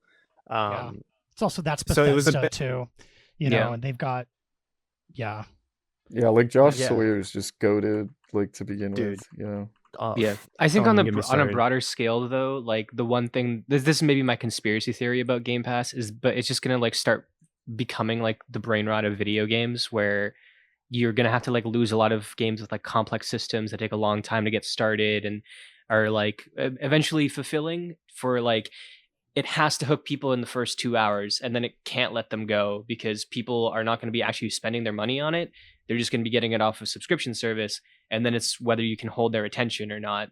And I think that is actually probably going to have an effect. If things go well into the subscription model for games, it's going to have a real effect on like how things are developed, I think. That's true. There was a real joy, I think, in being a child in playing a game and being like, this is the one game I'm going to have for 6 months because Yeah. my folks aren't going to buy me another one. So I'm going to milk the shit out of Chuck Rock or like some game that doesn't deserve it. You know what I mean? And then you get like a Phantasy Star and you get obsessed with it, or, you know, whatever. Yeah. Yeah. Like Undertale, great example, has so much in there, but like, yeah. Mm-hmm. No, that's true. Yeah. That is definitely bad for the industry of overall. Damn. Yeah. I mean, It's good to it's not just end this Game off on a Pass. bummer. There's also other subscription-based models too, though, other than Game Pass, like the PlayStation subscription model and like Switch and everything like that. So, I don't know. I don't think it's just Game Pass, but I think you're right that like how mobile has a certain type of game because of like the way in which it's distributed and the way in which people make money off of it. I think like certain ways in which these like marketplaces or whatever are set up will inform ways in which things are developed for it. And if it trends towards profit driven incentives like that, that can certainly be a bad thing. Yeah. Honestly, I don't think it's gonna go the kind of TV streaming route. I think too many people are like hard pressed to like not only like keep games physically, but to buy them and stick with them and stick with the games that they have been playing. Like they've been playing Fortnite, they've been playing Minecraft, they've been playing Call of Duty, and they're just gonna kind of stick with those games for however long they can. And I will say though, Call of Duty is now going to be on Game Pass. Call of Duty, I mean, like Call of Duty is on Game Pass. This stuff starts getting merged, and I think that there are people who like collected DVDs as well. Like there was like a physical media, like that's a thing in like every single, I guess, industry. And I think like consoles are literally driving that out of existence. There's like discless PS5s, there's discless Xbox consoles, right? Like it's like, well, you have to pay extra to attach the disc. Like PS5 Pro, I think automatically doesn't have a disc drive. No. And then you have to get that as an extension. When the PS5 first launched, it was like you could get either of the two models. Like they are going to start like pushing out like even your ability to play physical things in a convenient way. So I don't know if I fully trust in like the ability for like people eventually like take convenience over anything, right? Like I've bought a lot of things digital because it was the most convenient way of doing it, even though I do like having physical collections. So I mean, not to be again a big downer on all of this stuff, but I do think that there's going to be like some interesting changes with Game Pass and with, like we said before, like with the way the AAA is going and the industry going in this direction and firing people, and Xbox having that statement where it was like, "This is our most profitable year ever." Also, you're all fired. You're like, all what fired, the fuck? Yeah, it's an interesting place to be in. Games are like, it's such a niche space that it breaks a lot of rules though. So there's a part of me that has like some hope. You know, I do think about how many companies tried to destroy Steam and defeat Steam just by, you know, like I think about the Epic Store and how like many exclusives and how many incentives they had to get on the Epic Game Store. And from a pure convenience, like market angle, it totally makes sense to just switch over to the Epic Game Store, but people didn't want to. They didn't want to leave their library. And I think there was some fundamental understanding on some point that like Steam is kind of weird to the degree that it like is pro-consumer, you know, and I think in the long run, like a game like Epic is they're going to burn through that initial funding before somebody starts snapping their fingers. You know, like what's that thing at Amazon? You know, they're going to, when they bought out Twitch, they gave Twitch like 3 years where they were like, we're going to fund you, but then we're going to cut you in 3 years because you just better be profitable by then. And Twitch sucks ass now, you know? And I think Epic probably had the same thing. They had like all this money for 3 years. They were not able to secure enough to defeat Steam. And so it went under. Like these VC guys do not have long game plans the way that Steam does. So it could be that Game Pass, you know, they show their hand once and skeptical gamers just immediately leave and stop playing with it, you know? I don't know though, because I also don't, it's not like I'm sitting over here trying to argue for like the sanctity and wisdom of the modern gamer. Like, no, but there is something weird about this market and this industry too, you know? Yeah. So I mean, I'll just say I hope you're right. Like, I hope it doesn't go in the... Maybe I'm being, like, pretty pessimistic on this. I've been a little pessimistic on the way the industry is going, but yeah, I think that there is truth to that. And, you know, people do have pushback on this stuff. There was pushback on loot boxes. I think there's still things that could be pushed back on more, but people try and draw a line in the sand every once in a while with this. So hopefully it follows through on that. Yeah, when John Riticello was suggesting paying $1 per bullet in Call of Duty or whatever. Jesus Christ. Oh my god. Yeah. Or not Call of Duty, in whatever the fuck, but yeah, I don't know. I think art persists regardless. I think the bright side is, if there is a bright side, the music industry is this huge post-apocalyptic landscape where there's no money anymore, except for if you're on a big 3 label. And I worked in writing for a number of years. It's the same story there. All my friends who used to write, they all do different shit now because there's no money, because they all got bought up by fucking Condé Nast or laid off, or fucking private equity ruined that fucking industry, But people are still writing. People are still making music. I think games are cool because right now, it's not great, but it's still a relatively healthy industry compared to others. And the door is still cracked open, and there's not as much gatekeeping as there is in other industries. Mm-hmm. And people make decent livings as creatives currently. How much that'll change in the future, I don't know. I mean, obviously it doesn't inspire confidence that tech and VC companies get so intertwined at these big levels or whatever, but I don't know. I think there's still hope for even as things are, and even into the future, that art persists regardless. And just going back to that distinction between art as industry and art as art, and at least in this sense, in games as industry, it's still relatively healthier than a lot of other places, although they're obviously the constant looming threat of layoffs at big AAAs, and them not giving a shit about you, and regardless of if the game makes money or is successful, they're just going to keep pushing for more and more and more, and fuck you, that shit sucks. But I don't know, a lot of friends that I have don't work at companies like that to begin with, or wouldn't work at companies like that to begin with, and then you get these little victories where it's I don't think people should be, I think a lot of younger people who get into games, or people just starting out getting into games, they look to these big success stories like Undertale or Balatro, or these solo devs who make a game in their basement for 2 years and then become millionaires or whatever, and that is certainly the exception and not the rule. And I think that that's a reification of this American dream mentality, which is horribly misinformed by a lot of things. But I still find it interesting that Balatro got a nomination for Game of the Year last year, right? And it was among all these big AAA or quadruple A titles and stuff like that.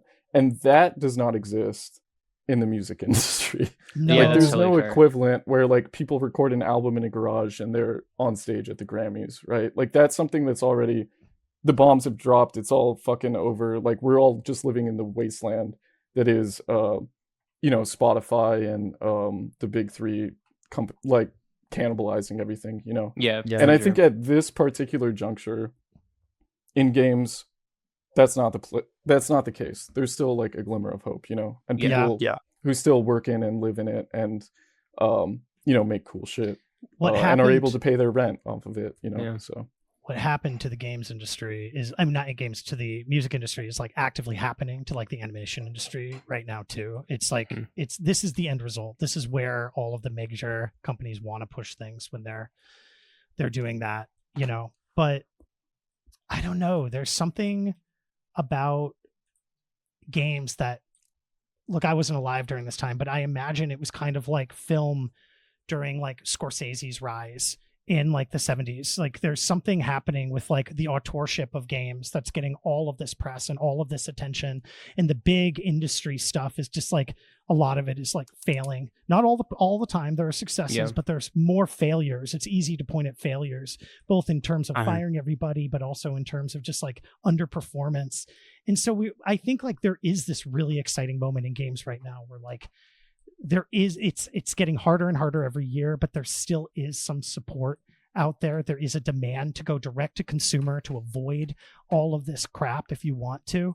And I don't know, I think that's a parallel that in history, well, don't quote me, but I think we'll look back at this moment and it'll be kind of like that, Scorsese doing Taxi Driver and shit, where it's like, damn, like all of the cool shit that people talk about, I just have a hard time believing that people are going to be talking about Fortnite as a game in 10, 15 years. They're going to be talking about it as like an institution. They'll talk about it as like a marketing vehicle.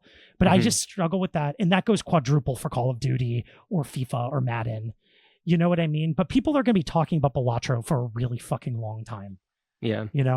This is so interesting because the thing that I'm working on right now that's going to come out in like a couple days is all about like the direction of the AAA industry, and specifically pointing towards like Claire Obscure and Kingdom Come Deliverance 2, which I think were like two of the biggest like megaphone type moments of like everyone come here talk about this, and they're both AA games like with much lower budgets.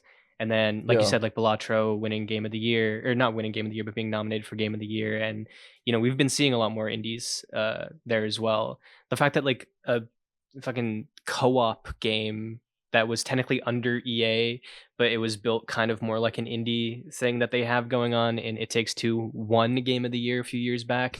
Like there is something like a little bit unique about that. And I think it's going to end up becoming like the little guy is going to take over, because the AAA industry, like everyone who's in there is actively saying like this is going to shit, like this is about to crash and burn. So real quick, we're going to talk about what Land is playing, what I'm playing, because we did promise Peter that we wouldn't go to 3:00 and it is 2:45. Oh shit. we can honestly, bro, I'm fine just skipping it if we just want to call the episode. Yeah, that's fine. We can talk about it at the next episode. I mean, some of the stuff we're gonna have to get to in the next episode anyways. So yeah, that's good. Yeah. The only one I'll shout out I'll shout out two quick things that I've been playing that I think is good for this episode. One is Bionic Bay. It's like this it's like a cinematic platformer type puzzle platformer type thing. I really love like the scale of it. It's got these cool like futuristic robot things that you're climbing around and doing these logic puzzles and physics puzzles on. Just really love the vibe of this game. It has been criminally under-discussed. It just came out a couple of months ago, and I've really, really been enjoying it. If you're a fan of stuff like Limbo, Inside, those kind of games, this is a super great one to check out. And the other one, because it kind of reminds me of CYBRLICH actually, is Post Void. This is a psychedelic first-person shooter that is all about, so like you have this little skull liquid container thing, and the liquid inside of there goes down when you get hit, and it also goes down over time. And so basically like you want to stay alive and like get through these rooms and these levels without that going down to the bottom. So you have to kill, you have to be fast, and you have to avoid getting hit, and you just make it through these levels. It's like super it's a very basic idea, but it's all like psychedelic, and you get lost in like the maze of trying to escape whatever the level is and trying to get out in time and kill and like just move. And it has a really cool visual style. And yeah, I just think that that's another one that if people are interested in CYBRLICH, this is another one to check out. It's out. I've been playing it. It's really fun. Yeah, that's it from my end. Yeah, cool. Thank you guys so much for joining us. This was incredible. I'm so sorry we went so long. No, it's a good thing. Remember I said like exactly leave if it's boring, and I didn't leave. Yeah. It was a good chat, No, it was really genuinely fun. It was awesome talking about all of this stuff and getting to some of the nitty-gritty about not just the game, but just talking about the industry and vibes and being creative. I think that's so cool. Yeah. So thank you so much for having us. I hope we could do it again sometime. That'd be tight. Of course. Yeah. This was sick. Of course. Thank you guys for coming on here. This was super fun. I'm super down to do it again. We will cut ourselves off at a certain time limit. But if you guys have any other plugs, any other, even your own personal socials, if you want, go for it. If not, we can wrap up.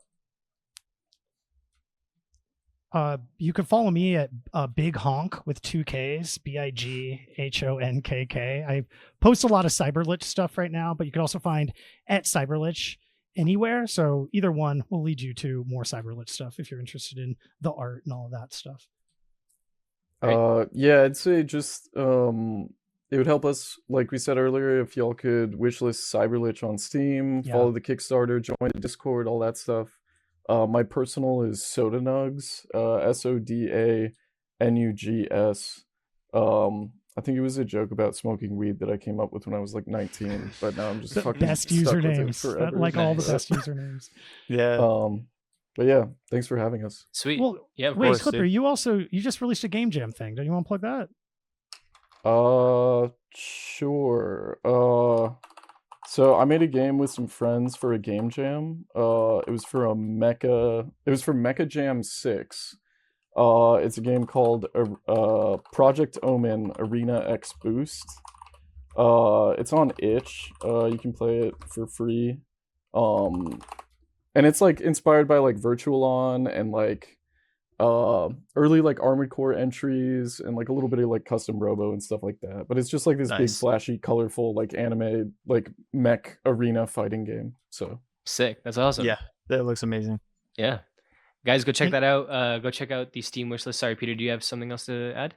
No, I was just gonna say I'll send you the animation I was making this Oh, whole time if y'all yeah. want it. Yes, yeah, please. I'll yeah. send it to you. We'll I'll email it to you after. for sure. We'll overlay it on here at the very end. I don't know if we cut this out, but Peter's been working on like a little image of a vampire while he's been talking to us somehow. I don't know how he was able to do it, but yeah, we'll throw that up on here. It's for the game. Yeah. Yeah, thank you guys for coming on. Go check out CYBRLICH. Thanks for watching episode 7 of the Code Cleric podcast, and we'll see y'all in the next one. Bye. I